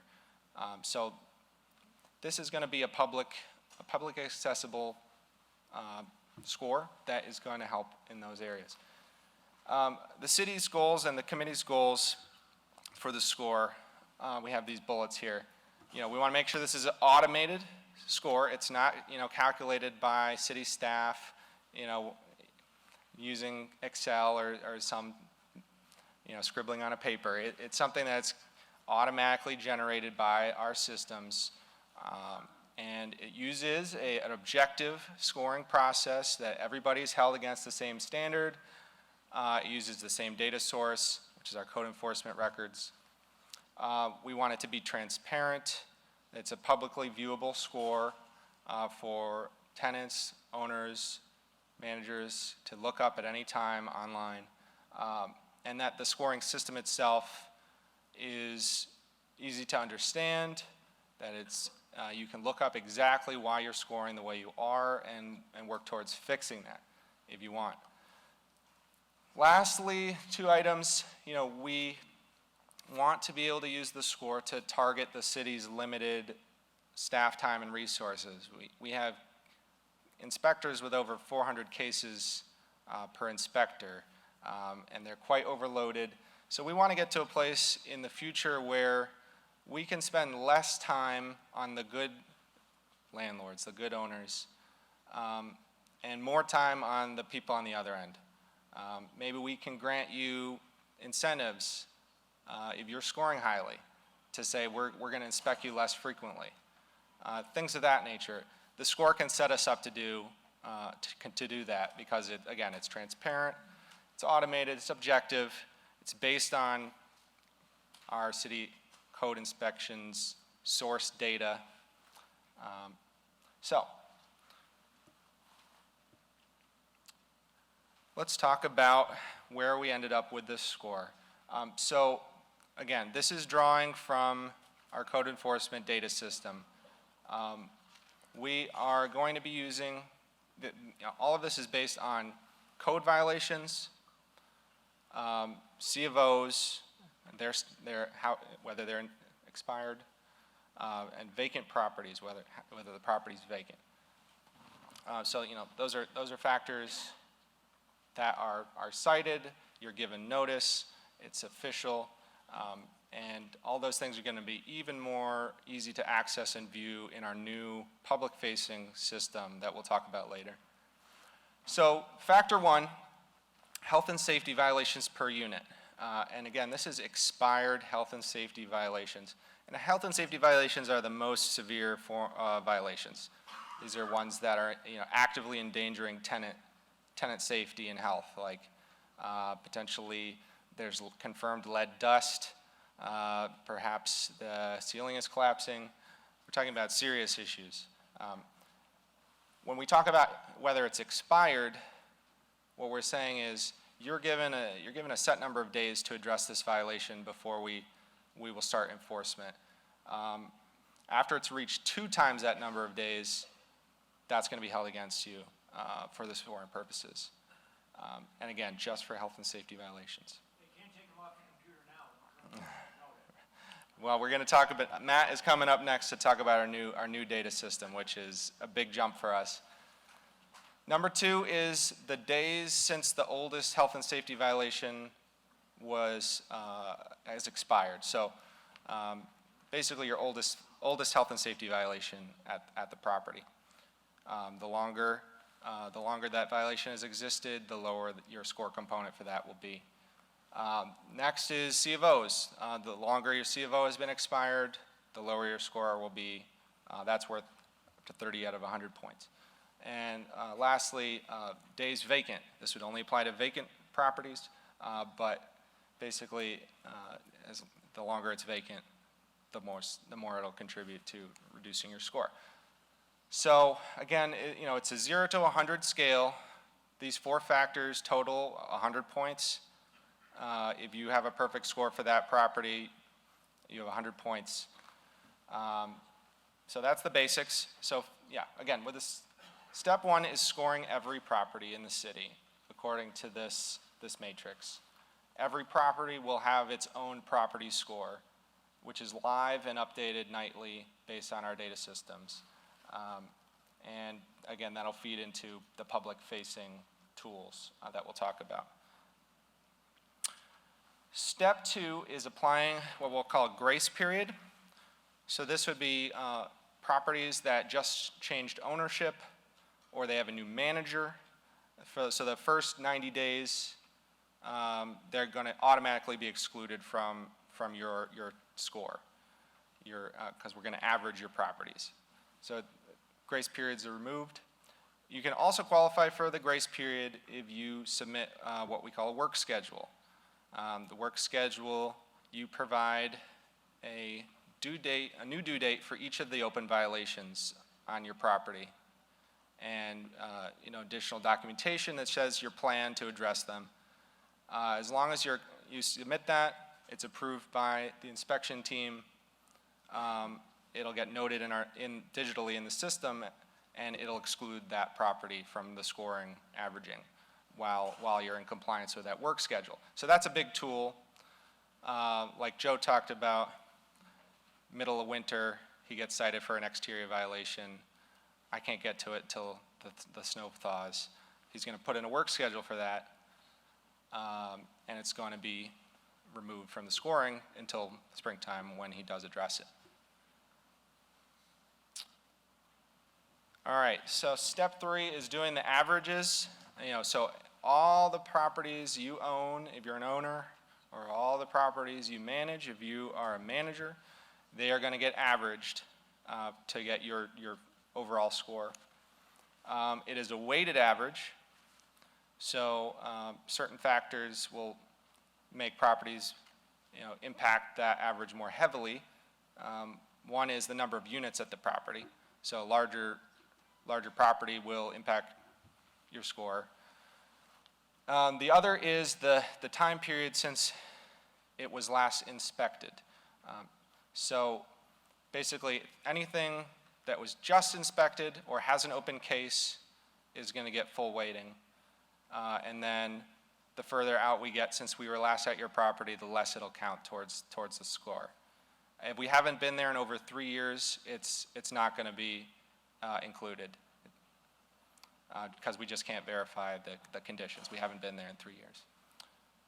So all this averaging is being done nightly, again, drawing on the latest data in our systems, so that, it's incumbent upon on you and is incumbent upon the inspectors to be following up on, putting the data into the system, to be updating our records. If you are no longer the property manager at a property, you need to let us know that so that it's not held against you, things of that nature. So here's what the scoring distribution looks like as of right now. I think the good news, and the good news for everybody in this room, I hope, is over 60% of our owners and managers have an A. So the vast majority are doing the right thing, are meeting those minimum standards, and you're going to look good. And I would say the people who come to events like this are the people who are engaged, are more likely to be in that group. On the other end of the spectrum, we have a 15% group in the F category. And those are the kind of people we want to reprioritize our time in terms of enforcement and really focus on. and we have some folks in the middle as well. But that's kind of the distribution, and move on. So let's talk about what it looks like in the public-facing tool. So this is not yet live. It's gonna be launching on Friday. But this is gonna be in our building blocks tool, which we've been pumping data into since 2017. It's a publicly accessible mapping and property information tool. You can find more information and the link to it, cityofrochester.gov/buildingblocks. So this is going to be a new feature in the building blocks tool that will be turned on Friday. So normally in building blocks you might search by property, or you might do filtering and you might zoom around the map. Now for looking up scores, what we're going to have you do is use the search bar at the top, switch over to identities, and search by identity. So it's going to bring up a list of matches to what you just typed in, and then you can click on the name and it'll bring it to the identity page. So this is an example of Tower 195 LLC. They have a perfect score, so they're doing a great job. You can see the score there on the left. And then the initial panel at the top is the list of properties that they own. It will show the score for each property in that column there at the right. You can sort that list of properties by score, so you could put your worst properties to the top if you know you want to address those first. If you want to see more detail about the property, you can click on the property address in blue, and that's going to take you to the property detail page. Oh, sorry, and I'll get to property detail in a moment. There's another section that's important to note in the identity page. This is called linked identities, so it'd be below your property list. The system is automatically linking together anybody who's using a common mailing address for their tax bill and considering them one owner. So if you have multiple LLCs and they all have the same tax bill, they have different names, but we're considering that one owner. If you are a large third-party management organization, you have multiple managers you employ, you all use the same address, that's all going to be considered under one manager for the purposes of scoring. So it kind of automatically lumps people together. If you see an error or an issue or you don't think this is correct, you can submit a request to unlink yourself from somebody, that red button there, and we'll take a look on our end. On that note, should there be some sort of notification that stories where it goes public, advertising perhaps error scoring, which would hurt our business? Well, I think we are. So the public is going to know what's out there, and if you're going to score us, you're going to hurt our business. Right. Well, we'll take that under consideration, and perhaps we can do a soft launch. And this is going to be, I think what we will propose to do is do a soft launch on Friday. This has not been, there's been no formal announcement. And you guys can go in and check out your score. If you see issues, please let us know. It's based off our data systems, and the main source of corrections is through working with code enforcement. And Ray, how will we let you know if everybody's going to be going on next year? Yep. Friday morning, your phones are going to be emails. Yep, I'll get to that. I've got a page at the end. Yep. So let's talk about the property detail page quickly. There's a lot of great information on here. You can view, status of open cases, your C of O expiration. We are also going to be launching a list of violations, so you can view all violations on the property. And if you scroll all the way to the bottom, you'll see the property score. And you can click on that for further detail on what exactly is contributing to that particular property and its score. You'll also notice that there you can see the owner's score is also on the property detail page. So if you were somebody looking at properties, maybe a tenant, you could go on here and see the owner's score. That's their average score. Why should we care about what tenants care about? Us as owners, where we have absolutely no power over what tenants do. Why should we care about what we can't see about the tenants that are coming into our place? You talked about everything about pressuring us as landlords, but not tenants. Understood. Yep. Yep. I hear you, and that is, yes, I can feel it. I can feel that. I can feel that, and that's something that our committee members have brought up consistently. It's something that, you know, we as the city know is an issue, and it's something we are, you know, attempting to work with our state counterparts and in terms of advocating for changes. But this is, you know, what's under the city's control, and this is one piece of the puzzle. If you have additional comments and questions, we will have a table out at 4 o'clock, so I'd please ask you to hold those questions for that time. So last up here, this is just talking about the moving forward.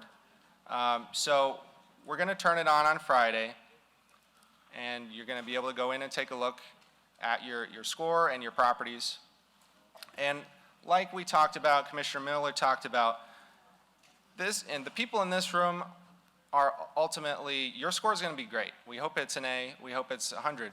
And you can immediately start using that score to help market yourself and your properties. Just like that sign in the window in the restaurant. You put that on your listings, you know, this is verified by the city that you are a compliant landlord, and that can really help in terms of getting great tenants. If you are looking at your score and you want to work on improving your score, we have a couple avenues for you. One is obviously focus on your properties that have the lowest score first, those properties with the oldest violations, the C of O that's been expired for a long period of time. Focus on those and move them forward in the process. The other piece is the work schedule we talked about, and up next we're going to talk even more about that with Matt Vanderwall. But that basically, you submit us a plan for how you're going to get the property up and running and complete all those violations, and then we're going to take it off of the table for scoring while that's in play. If you see issues with the data, if you are no longer a property manager for a given property, but it's still listing you as that, you need to submit a form through us through our new portal to remove yourself from that property. If you are an owner who has the wrong property manager listed, you need to update our records through our new online portal. And Matt is going to talk more about those processes. It's easier than ever through new online tools. If you have additional questions or want further details, we do have a page with a full user guide on the website, cityofrochester.gov/code compliance score. And I'll be available at 4 o'clock to chat more if you have questions about the score.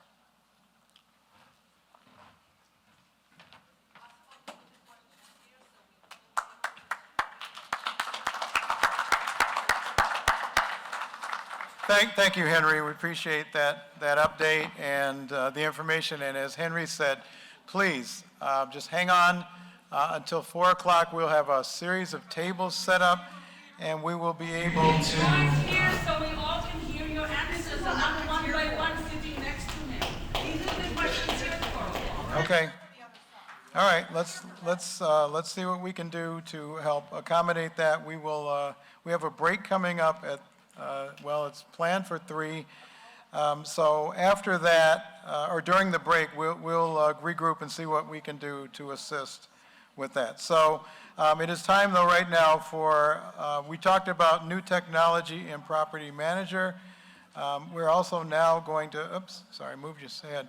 We're going to talk about the portals. So Matt, where's Matt? There he is. Come on up, and we're going to have Matt talk to you about that, and then there will be a break.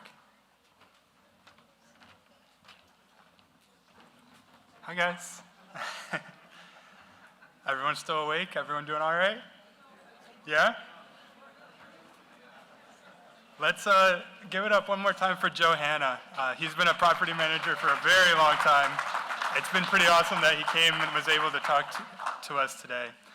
I'm sure back when he started managing properties, there was not very much technology. We do have technology nowadays that we can use as a tool to help us both from the city perspective and for you guys. So we're going to talk a little bit about that now, and hopefully some of the things that I can show you guys are things that we're rolling out that will help you guys to deal with the scoring system and managing your properties moving forward. So there is a new land management system that the city implemented a couple months ago. Basically what that means in layman's terms is we got rid of an old system that was installed before I was born, and we now have a system that can keep up with modern times. You can do things via email, we can do things in real time, we can actually track records in a way that are gonna allow you guys to use that information and submit information without having to do things by paper, showing up at City Hall. You can do it from home. What we're going to talk about today are a few things. Some of these things you can do starting right now, and then we're going to talk a little bit about what is coming because of those new tools that we have. So the first one's creating an account. It's pretty straightforward, but we'll talk through it just so everyone can see what it looks like.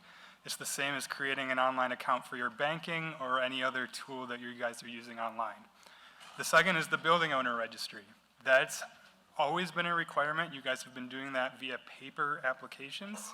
So now we have the tools where once you have your account, you can manage your account with the city and your properties online instead of having to do that through paper application. And then the last piece we're going to talk about, since it's relevant to the scoring that's been introduced, is the work schedule submission and how you manage open cases on your properties. So real quick background so that we can get to the more important stuff. Like I said, the city implemented a new system. It's called Infor. It's actually called Infor Public Sector. The end of May was when the latest phase of that rolled out. And some of you may have noticed, maybe not. Either way, you've been noticing that documents look a little different coming from us now. That's because they're coming out of the new system. So example, new notice and orders, tickets, hopefully no one's getting those, but those are all being generated out of the new system now.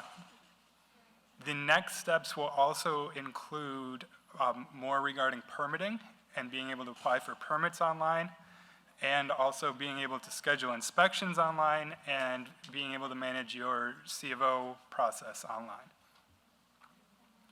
So I said online a lot there. The online portion of that is called Civics. And that's the public facing. That's, you're going to click on your phone or on your computer, and you're going to go through the city's website, and you're going to be able to actually interact with the city. The things that includes that we care about right now are the building owner registry. Like I said, I'll dive into that more in a second. Being able to designate and update your property manager contact info. So again, like Henry was talking about with scoring, if you are not the manager of a particular property anymore, you can update that information online.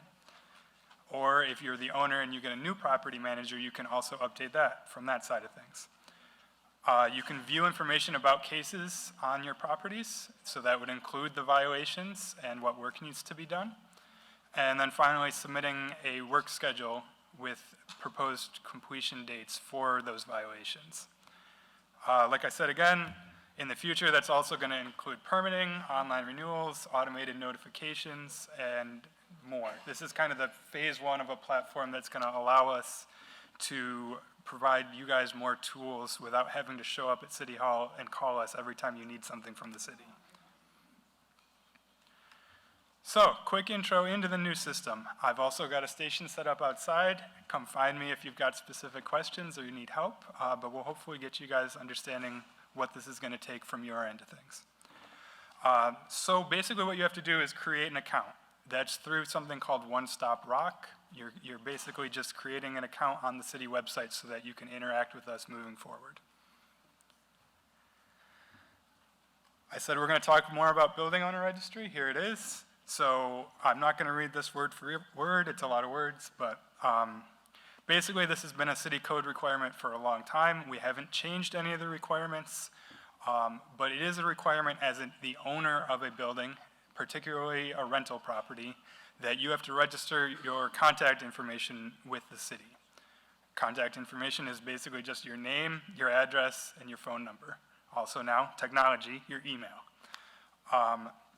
If you're a local landlord, then you do not have to have a designated property manager.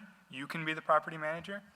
But if you traveled here today, or for a lot of owners that aren't here today because they live out of state, out of country, wherever that may be, they do have to designate a local property manager to be responsible for their property.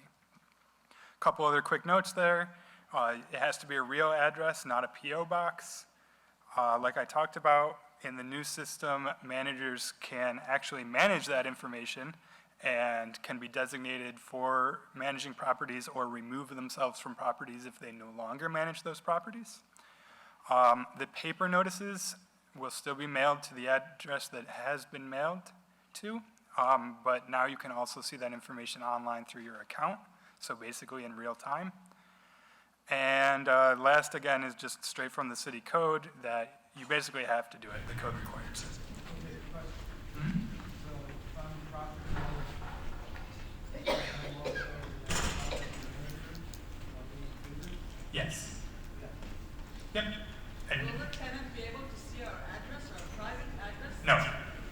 Thank you. And I'm wearing a bright red shirt. You can come find me out there, and I'll definitely help you guys talk through it. Question, we're gonna get copies of Sure. Okay.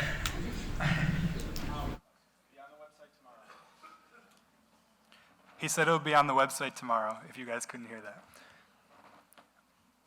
Okay, so again, I've got a station set up out there that walks through step by step, so we're not gonna do it here and bore you guys to death before your break. But basically, you're submitting a new application, you're updating your building owner registry. If you're the owner, you're gonna register, and then you can designate a property manager, or as this gentleman asked, if you're the owner and the property manager, you're all set. You just have to register once. If you are the manager and you're here today, and you've got an out-of-state owner, out-of-country owner, let them know what we talked about so that they can go into their account and register, because then they can designate you as the property manager, and you'll be able to manage that account for them moving forward. And you're going to complete this registration for all of the properties that you either own or manage. Okay, once you're in, you can view the open cases on your properties. I know this is kind of tiny. You'll be able to see it once you get in there. Future state, though, we're going to try to get you guys all registered today. You can do it on your phones. You can go out to the computers we have set up there. You can go home on your couch and do it. But once you get in and registered, that's the first step. Now you have an account with us, you're good to go. Once we get the property manager scoring up and running and we get things moving from there, you can go into your account and you'll be able to see the open cases on your properties. In each open case, you'll be able to see each individual violation that's been cited. So this is the online version of the notice and order paper that you guys are getting in the mail. This is going to be real-time information. So the mail obviously takes the time it takes for mail to get delivered. This is going to be there as soon as your inspector comes out to your property and you talk to them, or as soon as you get any updates made. Yes. Once you create your account, we'll be able to contact you via email, which is going to work better than paper mail, obviously. I'll grab some more questions out there at the end, just so we can get you guys to the break. Currently, a lot of inspectors are replying to emails, so is this going to change things a little bit? Yes, this is through the city database, so it's not directly through your inspector. So any contact here would not be coming from an inspector that may be taking a while to get back to you. This is real time no matter what's happening, because it's through the system. you'll be printing the current faulty information as the test and all the violation go. I can't answer that specifically, but we could look at that. Assuming you're gonna take that database and go on. Yes, we've updated that. Okay, so you printed all these stuff that is not accurate.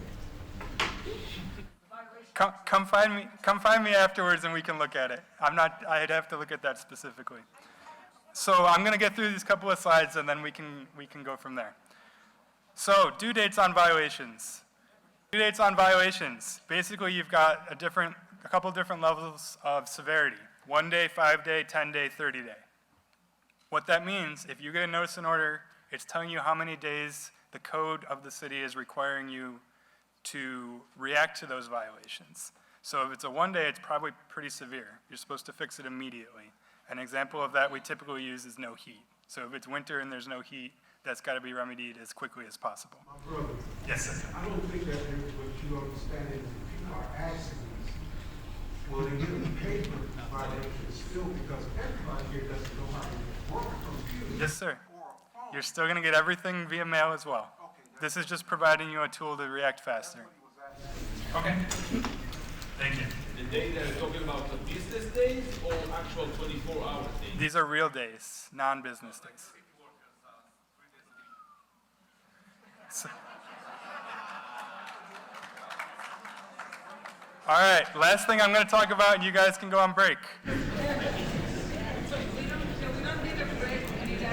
Understood.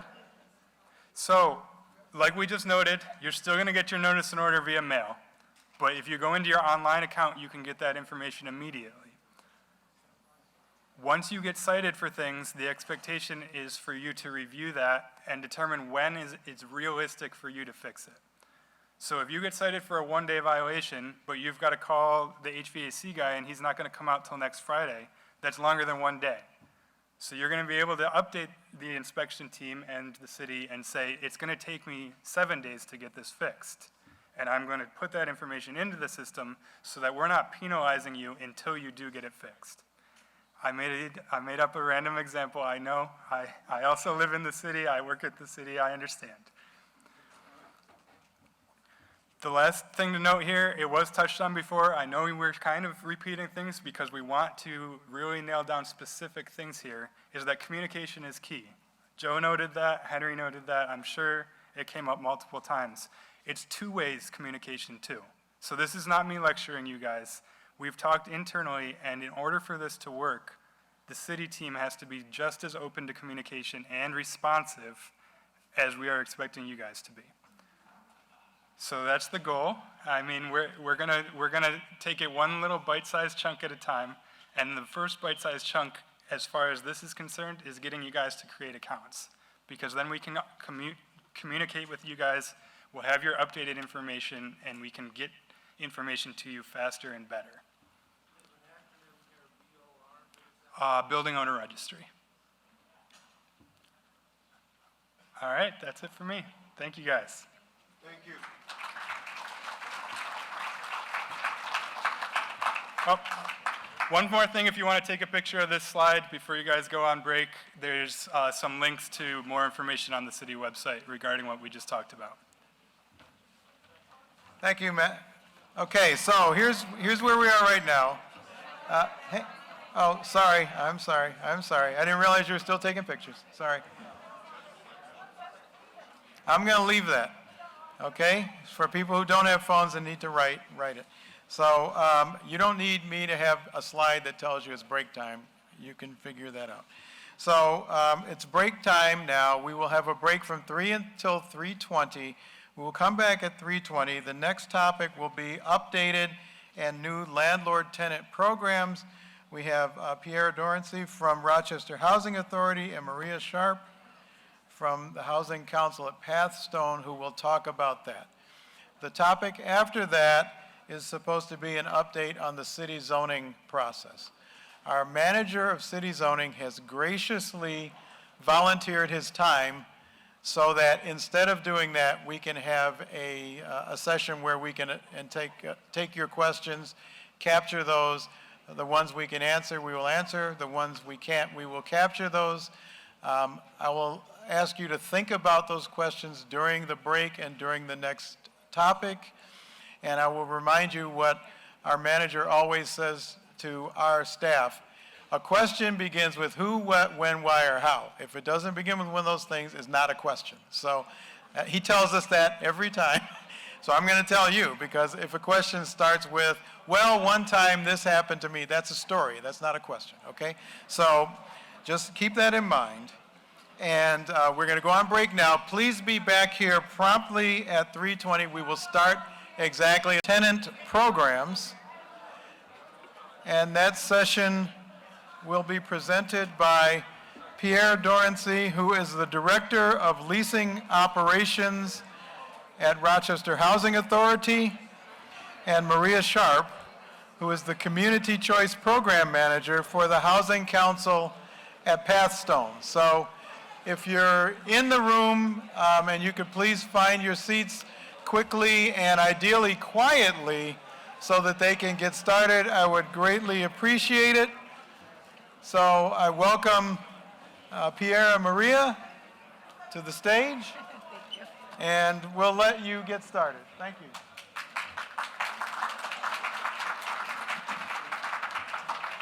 Good afternoon, everyone. Thank you very much for joining us today. So again, I'm Pierre Dorancy. I'm the Director of Leasing Operations, which, as many of you know, is the Section 8 program at Rochester Housing Authority. And I'm joined by the program manager of the Community Choice Demonstration Program, which is a partnership that the Housing Council and RHA are both engaged in for our participants in the Section 8 program. We are looking to engage with landlords that can assist us in leasing units in opportunity areas. Good afternoon, everyone. My name is Maria Sharp, as Pierre said, and I first want to thank you for your time this afternoon. We'll be with you for like 20 minutes. And just to kind of present this wonderful program that recently came to our community via HUD. This one? Okay. So who we are first, as the Housing Council, was founded in 1971 and serves to increase successful homeownership and tenancy experiences for low to moderate income residents in Morrow County. Not sure if anyone knows about the Housing Council here with a raise of hands. Great.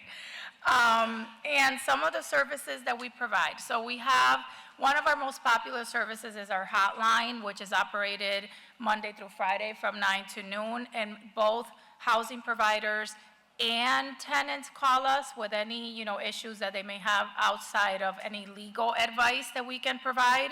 We also have the first-time home buyer program that offers guidance and education and links folks in our community to resources and grants.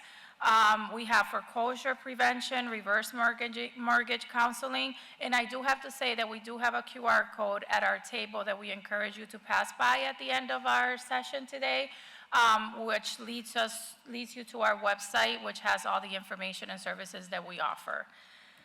So, what is the Community Choice Demonstration Program? The Rochester Metro is only one of 8 communities across the country selected to participate in this demonstration.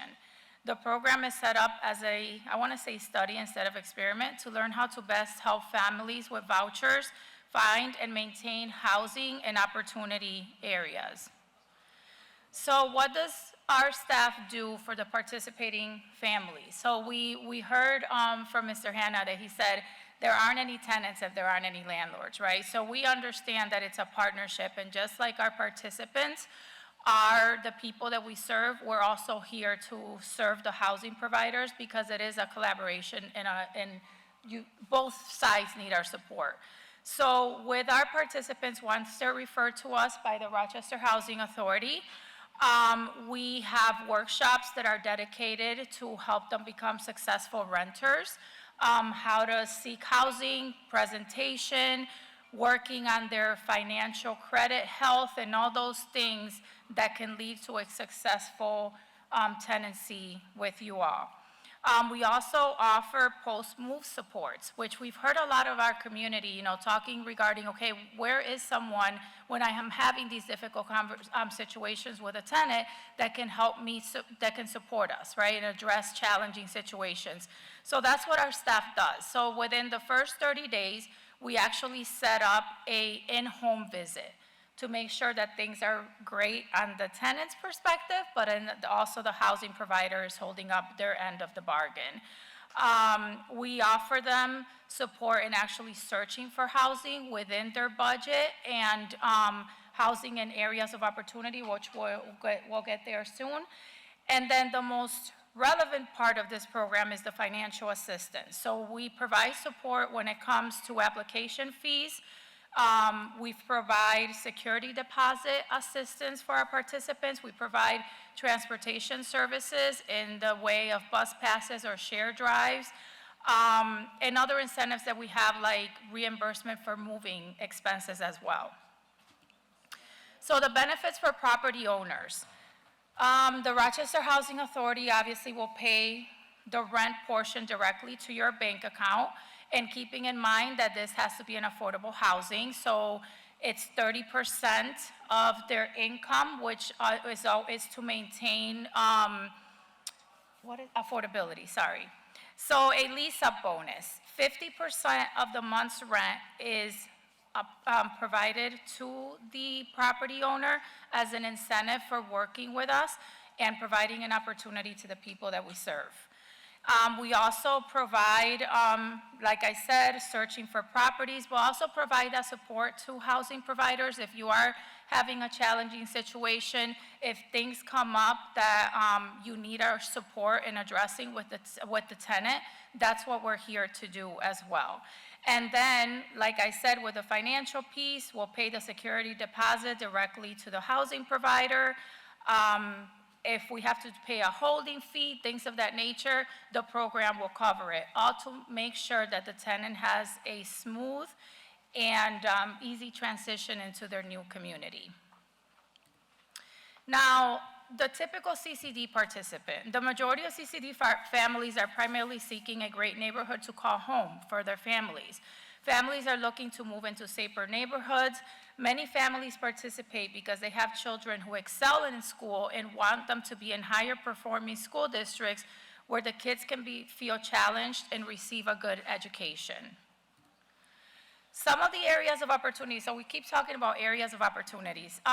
This was created by our funders, and this actually includes some of the areas of opportunity for the Rochester metro area, because as you may or may not know, RHA encompasses Monroe County, there's parts of Livingston County, Ontario, and there is a small portion of Rochester, New York that's also considered an opportunity area, but these are just some of the areas in our county that fall under that. So the long-term benefits for our children, and actually I put this in here, if you want to take this down and take the time to read it, it is a very impactful study that was done with our children living in poverty, and a major study found that the children who move from public housing to lower poverty areas with an HCV have greater education outcomes and higher earned income as young adults than children who do not. And again, I encourage you to read the data. The long-term benefits for adults, a study found that adults who move from public housing to lower poverty areas with HCV experience better health and mental health outcomes than those who did not. The study suggested that it was like literally taking a pill for diabetes, for high blood pressure, when all those stressors were removed from the family, especially the adult living in high poverty and high crime areas. Who is eligible for the CCD program? So the CCD participants would have a voucher from the Rochester Housing Authority, must have at least one child under the age of 17 in their household. A small number of families from the current Rochester Housing Authority wait list will also be pulled to participate in the study.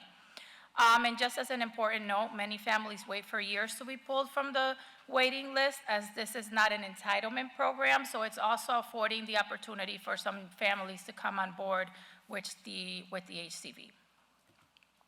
So I am going to leave it to my colleague to kind of go through the process of how this is now all thought out and the different tiers that encompass the program. Thank you very much, Maria. So as Maria indicated previously, we are encouraging families to move to high-income, low-poverty areas. That is one of the goals of the CCD, the Community Choice Demonstration Program. And as you saw on the previous map, these opportunity areas are throughout Monroe County, including the other surrounding counties, including Ontario, Orleans, Wayne, and Livingston County, as well as the suburbs of Rochester, and as Maria said, certain areas within the city of Rochester. So the chart that you see on the page is actually, in the lower right-hand corner, is some of you are familiar with our program standards, which essentially is the maximum that we would pay to landlords on behalf of our participants. It is based on the household composition. It is based on the income of the participant. The Section 8 program is designed to be a partnership between RHA and the tenant, which is the voucher, RHA and the landlord, which is the HAP contract, the housing assistance contract, and obviously the lease, which is the contract between the landlord and the tenant. And as was previously noted, it's critical that each party is aware of their responsibility as it relates to their particular contract. And so the opportunity areas provide us with an opportunity to encourage landlords to participate with us in this program. And as you'll notice in the lower right-hand corner, those dollar amounts represent the maximum that we can pay.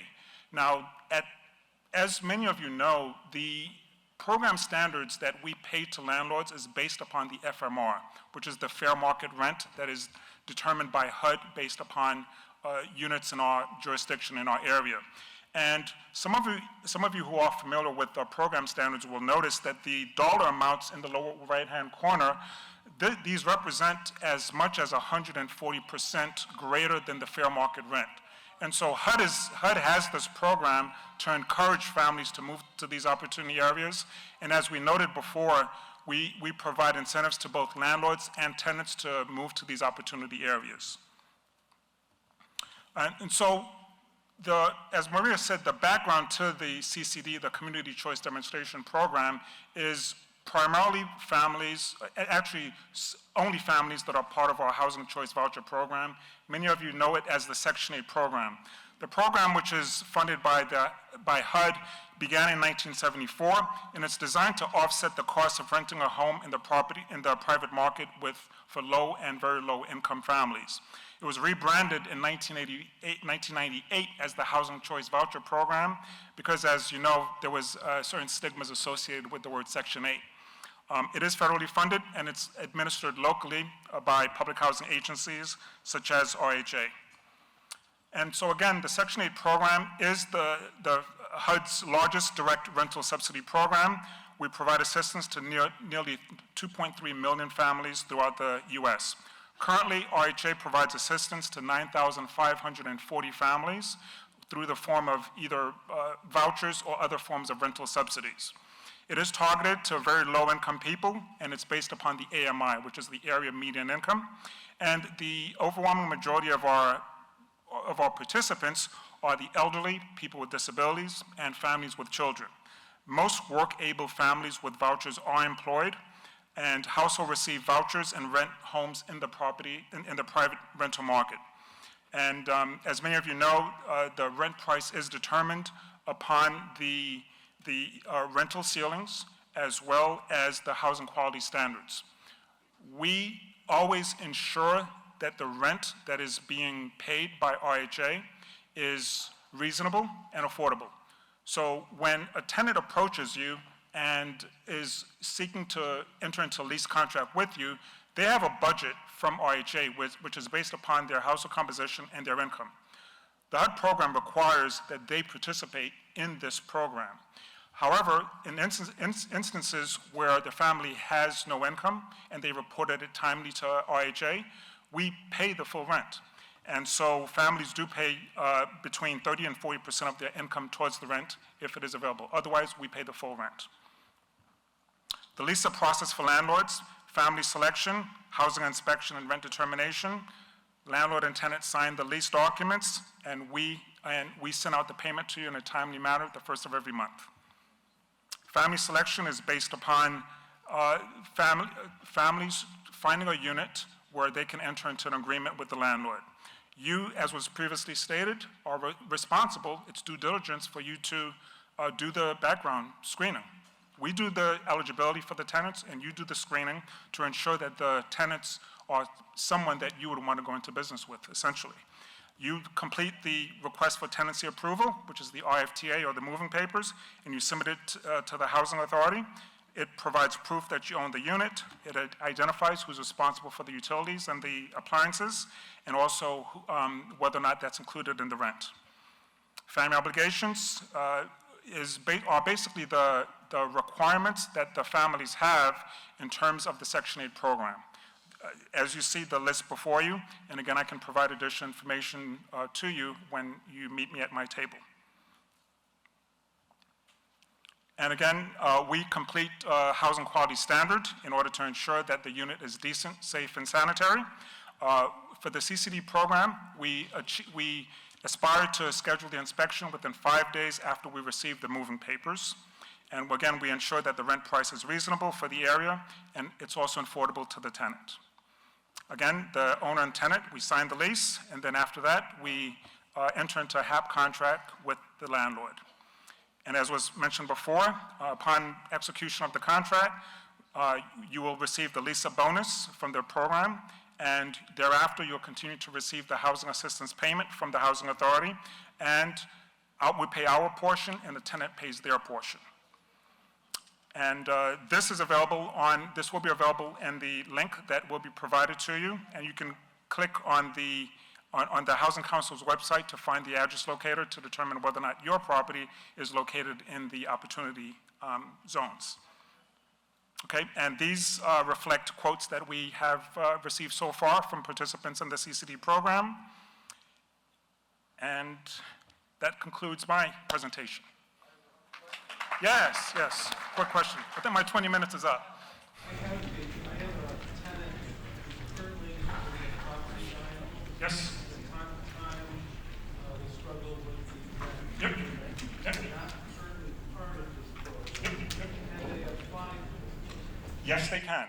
Now, you should know that if the tenant is having trouble paying their rent, they should report it to us. Because if their income has been reduced or lost, they should report it to us in a timely manner, and we'll make up the difference in the subsequent month. But it's critical that they report it to us in a timely manner. You may, but it's recommended that the tenant do it. They're not doing it. They're not doing it. Come see me at the table, and I'll give you my card. That's the problem we're having. They're not paying the rent or paying their portion of the rent that they're supposed to pay. Okay. That's the problem. How are you helping us? How Okay, are you we can talk about that. these bad tenants? They're destroying Rochester. They're destroying Rochester. They're destroying good landlords. I have had it. I only have one rental property, and I got it in 2020. And since I've got it, I've had nothing but headaches. I had one person sat in my place, vandalize it for 7 months, and not pay rent, to move right back next door to her mother's house. You understand? And I have to go to House of Mercy to get help to pay my bills. How is that helping me?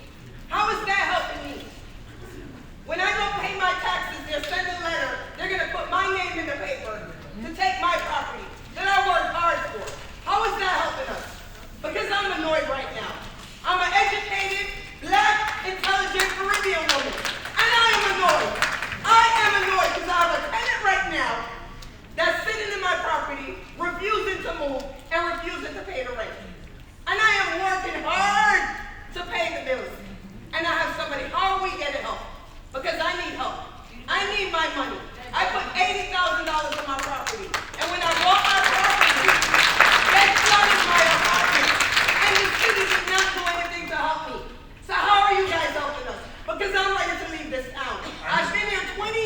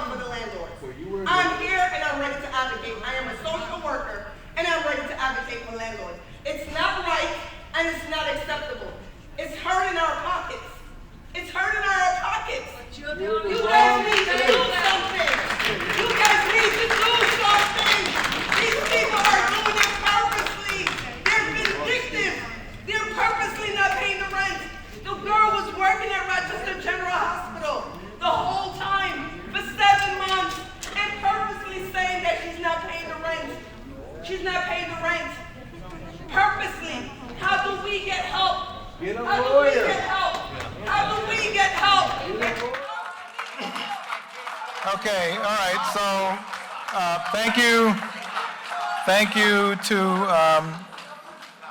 you to our speakers for that presentation. We appreciate that.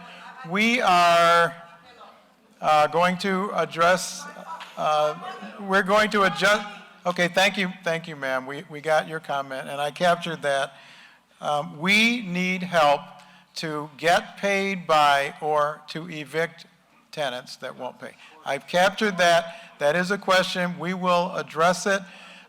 So what we're going to do is we had a presentation scheduled by our manager of zoning, and as I mentioned before, he's graciously agreed to yield his 20 minutes. And what I would really like to do now is capture questions that you might have. We are going to have people at the tables.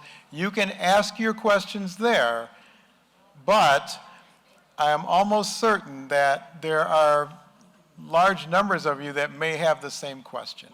And so rather than having you line up out there and ask the question and get an answer, and then the next person comes up and asks the same question, we'll just have an opportunity now to capture those questions. And we're going to capture the questions in two ways. I'm going to write them down, and the whole process here is being videotaped, and we will go through the tape and we will transcribe the questions that are asked here, and then we will come up with answers for those questions, and we will distribute those answers to you. So that's what we're going to do right now. Okay, so again, a question is not a story. A question is a question. So does someone have, okay, this young man here in the shirt. Yes, sir. You have a question. Yes, I do. When you do the landlord portal, right? Yes. You said that if we submit papers saying that if we got a violation or what have you not, that you guys will take time off for us to get it corrected. Will we also be able to input that we're having tenant issues that's causing us to have these problems that we're having with our property, with the codes and everything? And will you give us, like if we submit it, like, yeah, we try to get them out, but they won't need, will we be able to submit that as giving us time to get things corrected when we need to have things corrected also? Okay, so your question is, we're asking you to submit papers that will allow time for repairs. Will we also be able to consider tenant issues? And if tenant issues are preventing you from moving forward, can we capture that? Absolutely. Okay, so that is your question. We will get you an answer for that, okay? Is there another question? Okay, this young lady back here. Yes, ma'am. Hi. I wrote some questions when I listened to this summit.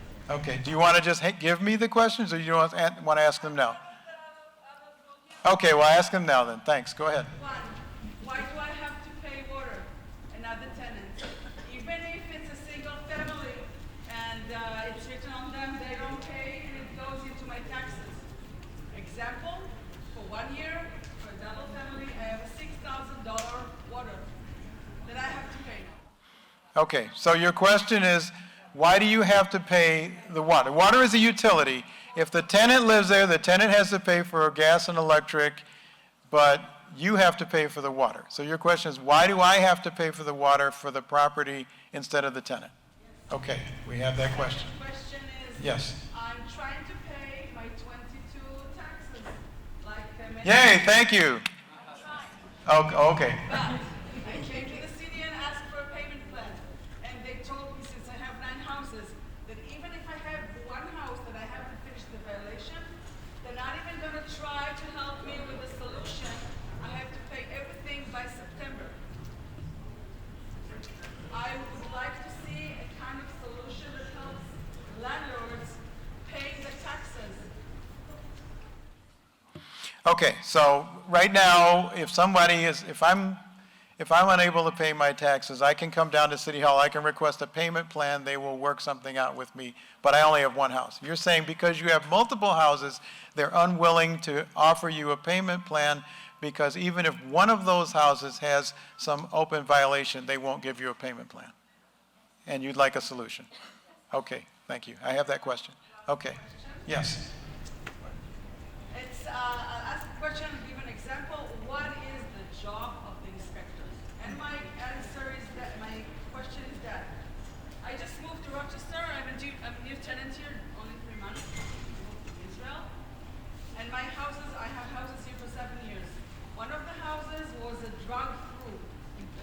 come with a car, you buy the drugs, and you go through.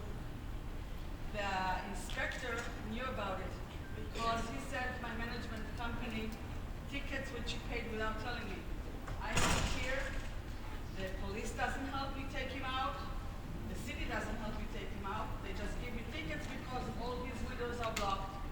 The only person who knew there was a drug dealer there was the inspector. When I confronted him and his boss, the answer was, my job is just to give tickets.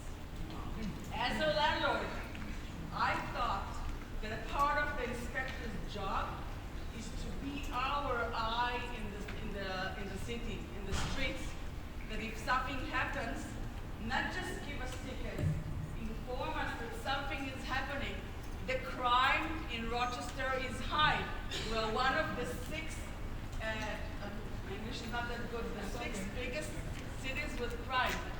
Only Buffalo, Syracuse, and Niagara Falls are before us. Who is helping us? Who is the eye in the street that helps us? I live in Beechwood area, okay? It's a wonderful area. The guy got killed in front of my house a month ago. Who helps us? If not the inspectors.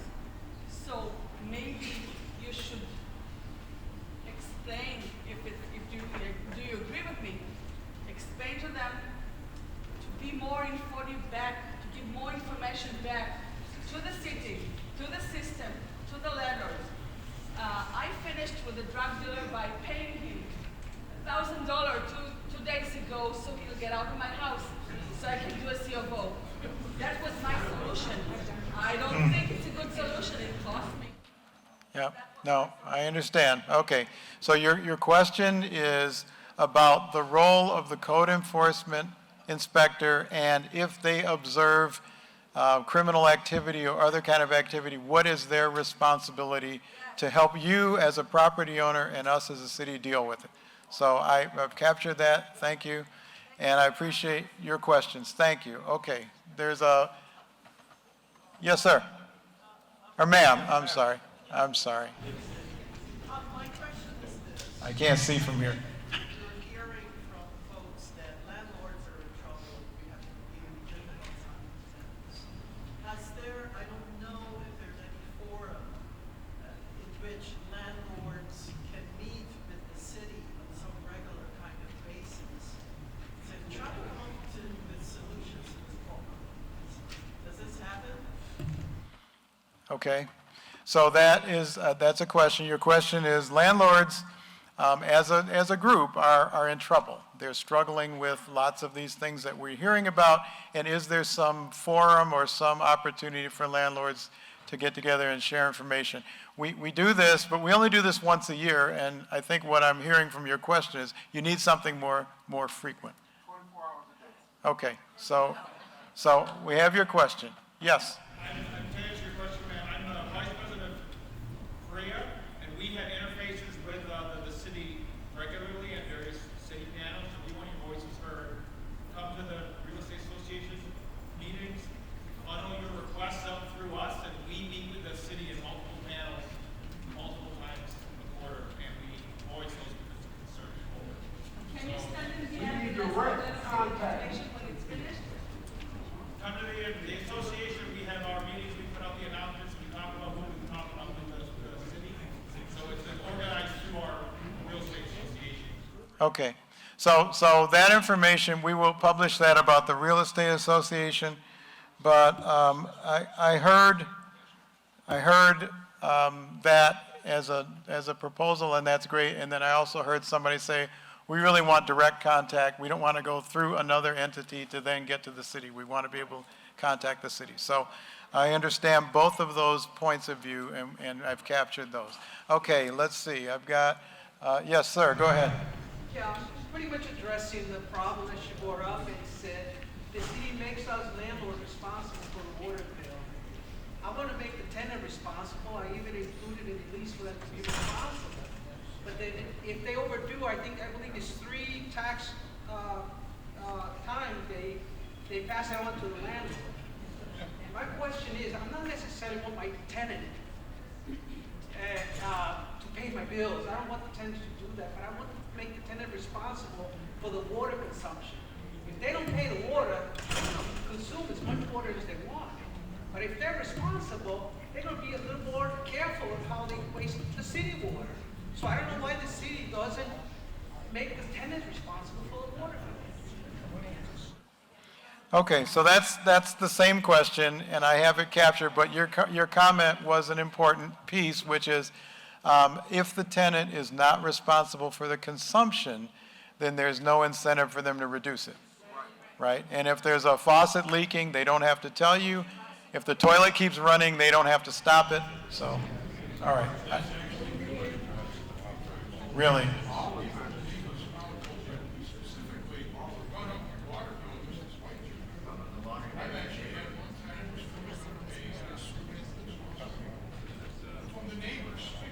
Because they didn't have to pay for the water.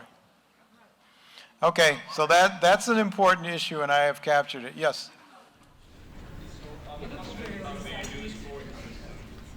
Assuming that I just purchased a property that had previous violations, now there's a score for the property, and there's a score for the landlord. So the property that I just purchased had previous violations. Will that affect my score? That I just recently purchased it?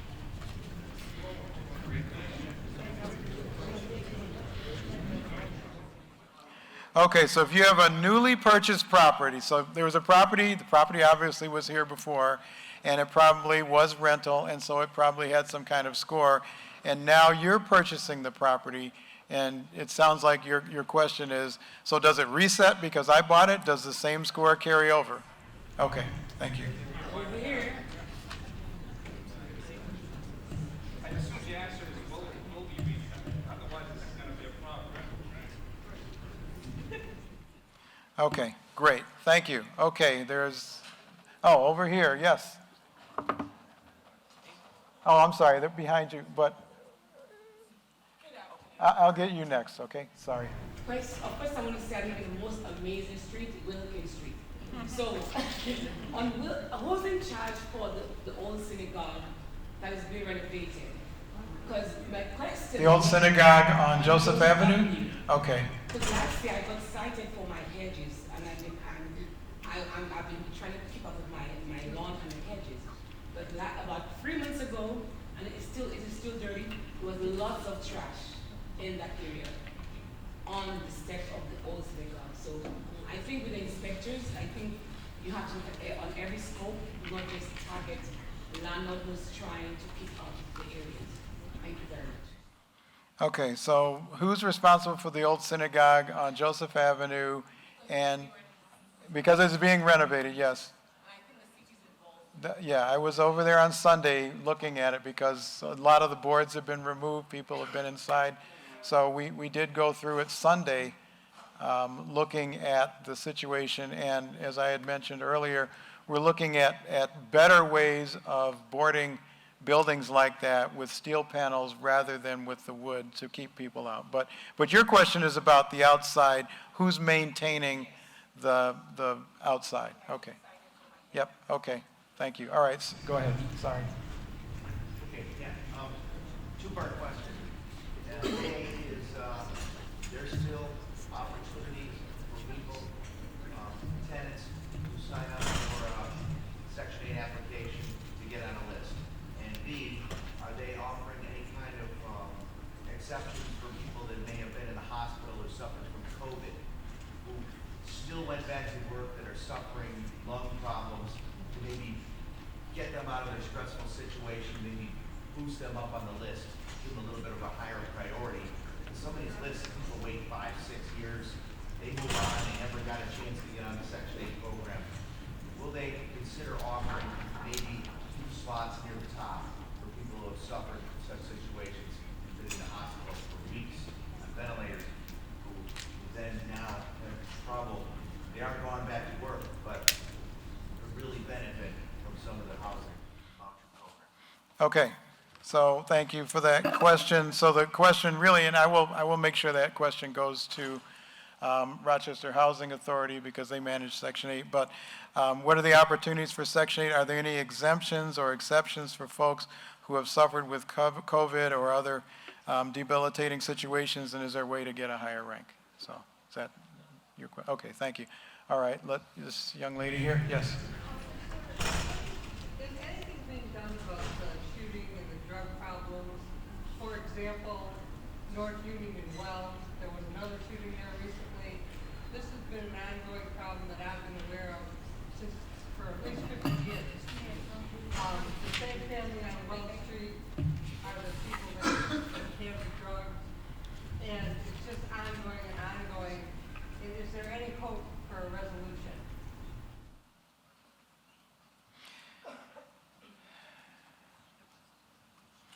Well, okay, so thank you for that question. Is there going to be any way of helping to solve some of these long-standing shooting and drug problems in the city? And what was the specific location? It was Weld Street. Weld, okay. North Union. Okay, all right, Weld and North Union, all right.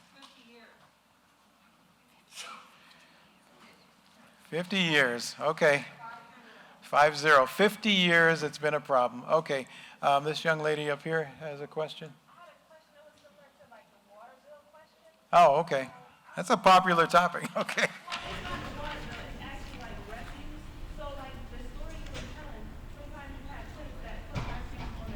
Correct.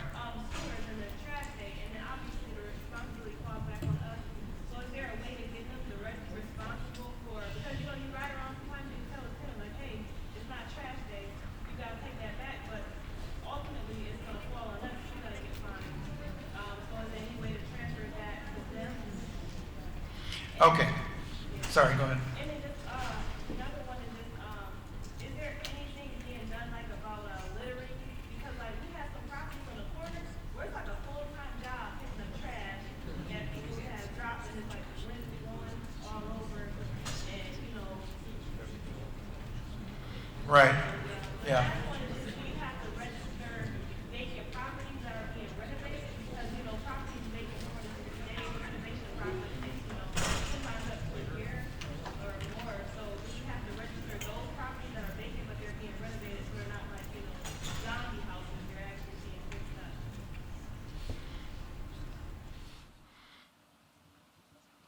Okay, so the question was similar to the water bill question, but specifically about refuse. And is there any way to make the tenants directly responsible for the refuse, particularly if there are fines or other charges because they've ignored the rules? Second, is there anything that can be done about the littering, particularly with properties on the corner where people just, I mean, it's kind of frustrating because we can have a trash can right here and people will walk right by it. I was walking down Joseph Avenue on Sunday and a guy unwrapped something and he threw it right on the ground. And I actually said to him, you know, hey, man, there's a trash can right there. Couldn't you put this in a trash can? And you know what he said? Why don't you pick it up? And I'm like,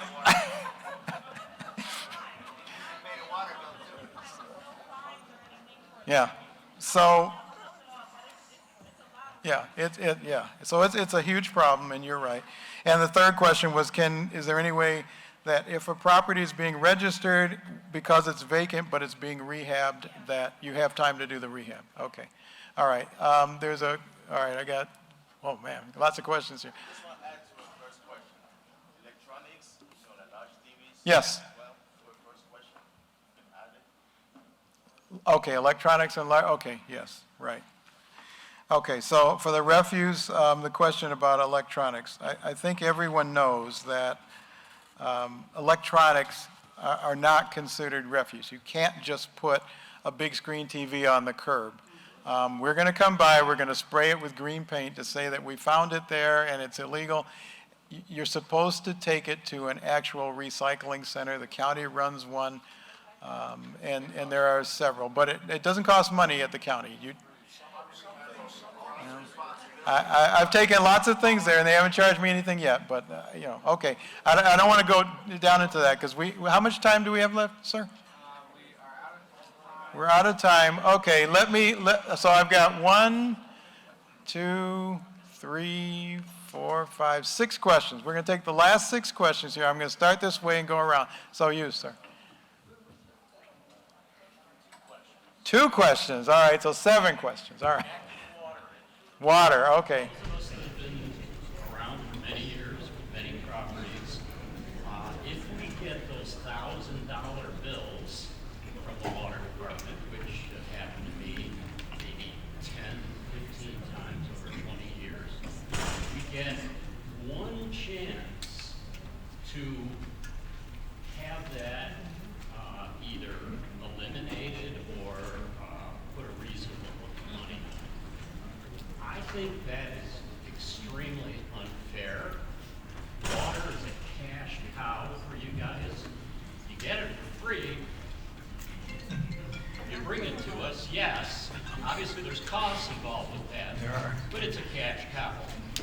That's an antiquated rule. That's a very unfair rule.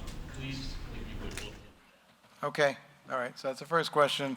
Water, when you get an outrageous bill, you only get one chance to eliminate that, and what can we do with it? Per owner. So if I own many properties, I still only get one chance. Okay. Yep, okay.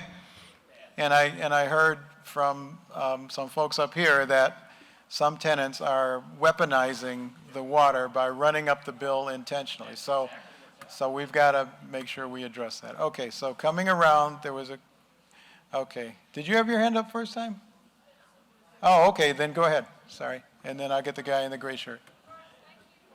Can you stand up so I can hear you, please? Thank you. Yeah. But this is a common question. Today, you've really elevated the standards for landlords through the scoring system, and I respect that. But we landlords need you, City of Rochester, to facilitate the eviction process, which is regulated by the state.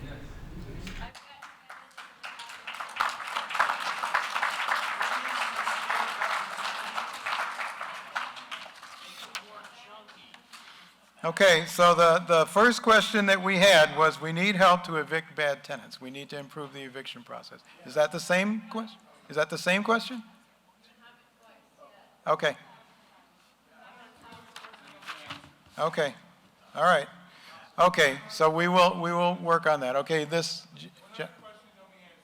as soon as we get back to the office, I will provide these questions to our staff. We will come up with answers, and we will answer them as quickly as possible, ideally within a couple of days. Some of these may require some research, like the water question, but we will answer as many of these as possible, as quickly as possible, and make everybody aware of the answers. Okay. Where would we post the answers? cityofrochester.gov/landlord summit. So we will also make everybody aware of that. Okay, go ahead. I have a problem at one of the properties with a sewer backup from the city to the basement constantly every time it's raining. What does the city can do about it? Compensate. 4 times in the last month. Okay, the question was, I'm having a problem with the sewer backup into the basement every time it rains 3 or 4 times. What can the city do about that? So this is, I mean, I had this happen in my house, so I can tell you from actual learned experience. The city is not responsible for sewers. The county is. Okay, so that's the first issue. The second issue is if you have a lot line cleanup in your front yard or side yard, wherever the sewer goes through, then you're only responsible for the sewer between your house and that clean out, and then the county is responsible for everything else. If you don't have that clean out, then you're responsible for the whole thing. So the problem that we face, and the problem that I face, is I had to spend $1,200 to get that clean out put in. But once the clean out was put in and the county determined that there was no blockage up to the clean out, then they had to take care of everything else. They had to come out, they had to dig the whole street up. They dug down 16 feet to get to the sewer line, and they had to fix the whole thing, and it cost me nothing but the $1,200 I had to put the lot line cleanup in. So, that's just learned experience that I had, but if it keeps backing up into your house, first check and see if you have a lot line clean out. If you do, then call the county, Pure Waters, they will come and take care of it. If you don't have the clean out, they're gonna expect you to do. Yeah, no, because of the county has to take care of it. Okay, all right, so, all right, this woman here and then these two guys. Go ahead. I just wonder if you could make this available, the zoning updates, in online. Yes, yes, we will, and my apologies, I mean, we had a choice, do we either have this conversation or show you that, and Matt graciously agreed to yield his time, but we will send his presentation out to you, so thank you. Okay, yes. My name is Mr. Hines. I had Judge Castro said, Mr. Hines, I'm sorry I can't get there. You're sorry. I mean, Your Honor, she owes me almost $10,000. So what I did was I started a DBA called Landlord Life Matter. LLM, Landlord's Life Matter, Landlord's Life Matter, Landlord's Life Matter. The tenants' pockets get fatter. When we go get our rent, it seems like we have a gallbladder. But the Landlord Life Matter. Hopefully we can lobby up to Albany and do something, because it's our life that matter as a landlord. Unfortunately, they do so much for tenants, but it's the landlord life that matter. I mean, to God, yes, all our lives matter, but landlord's lives matter because the tenant pockets always seem like they're getting fatter. And if anybody would like to join Landlord Lives Matter, it's free. My number is 585-991-8594. One day we can go up to Albany, but it's the landlord life that matter because unfortunately the tenant pockets get fatter. Thank you for listening. Okay, thank you. Okay, all right, I've got this gentleman here and then the red shirt. You had a question too in the green? Okay, all right, why don't you go ahead and then I'll get the green shirt and then the red shirt. Go ahead. I have a very important question, and I'm speaking for each one of on this one. Okay, you're right. We're talking about enforcement, the code, the houses, the rent, which is good. Suppose you own a house, and it is for like $50,000, and you get it for $50,000, you make your house half share, to it up. And the city gives you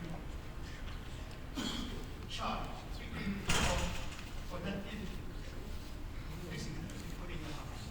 So you get it up to good. How the city can help the landlord to make this house up to date, to make it to suppose I believe the reason why I'm here today, but I thought I was going to hear from the city. Suppose we get an application, suppose we get that $50,000, we might be we can help you out at least even for $15, $20, or $30,000. It's not that, but they can enforce you, they give you 2 days to fix the problem in the house, but they won't have access. But how can you get help from the city? Okay, so your question is, how can the city help landlords with rehab costs because you may have costs as much as $50,000. We expect you to do them, but you might not have the money. How can the city help you? So I've captured that question. We will take a look at that.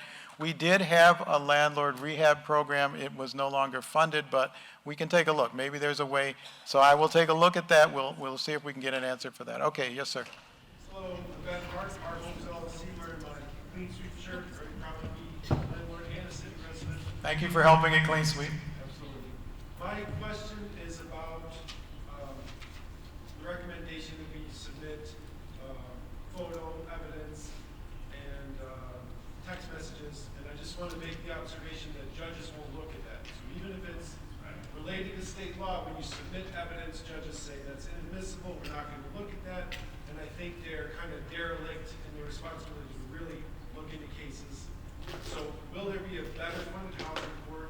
What changes does Melissa Barrett overseeing this have planned? And how can we make the process fair so that we can actually submit evidence? Because the recommendations that you gave are not actionable under the current system. You show pictures and say, I don't want to see them. The judges literally say, I don't want to see them. So that's the question. The other one was about the scoring. You said if they're over 3 years since it's been inspected, they're not counted, which is odd because the C of Os for single families are 6 years old.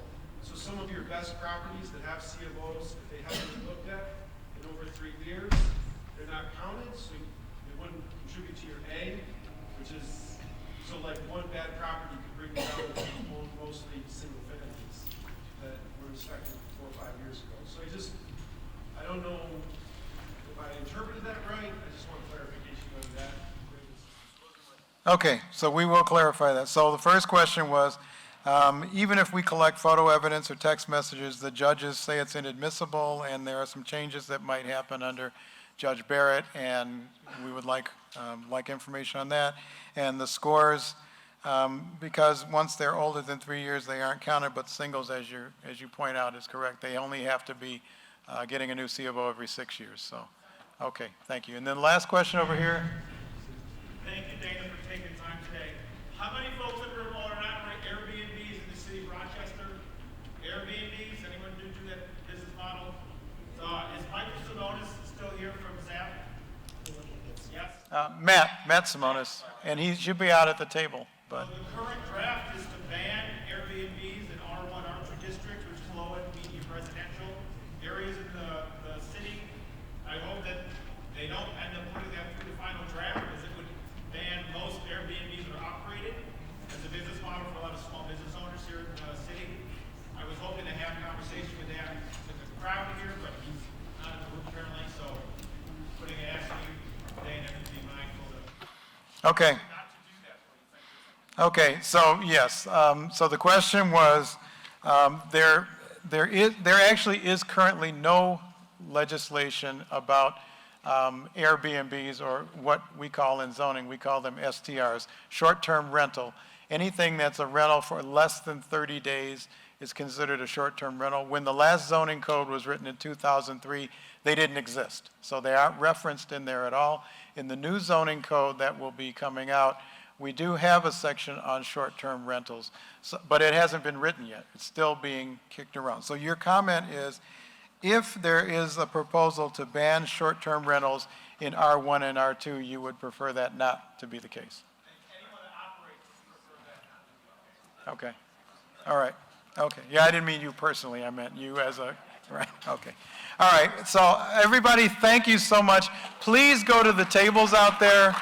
And just, if you have other questions, you can ask those, but we really, really appreciate your time here today. Thank you so much.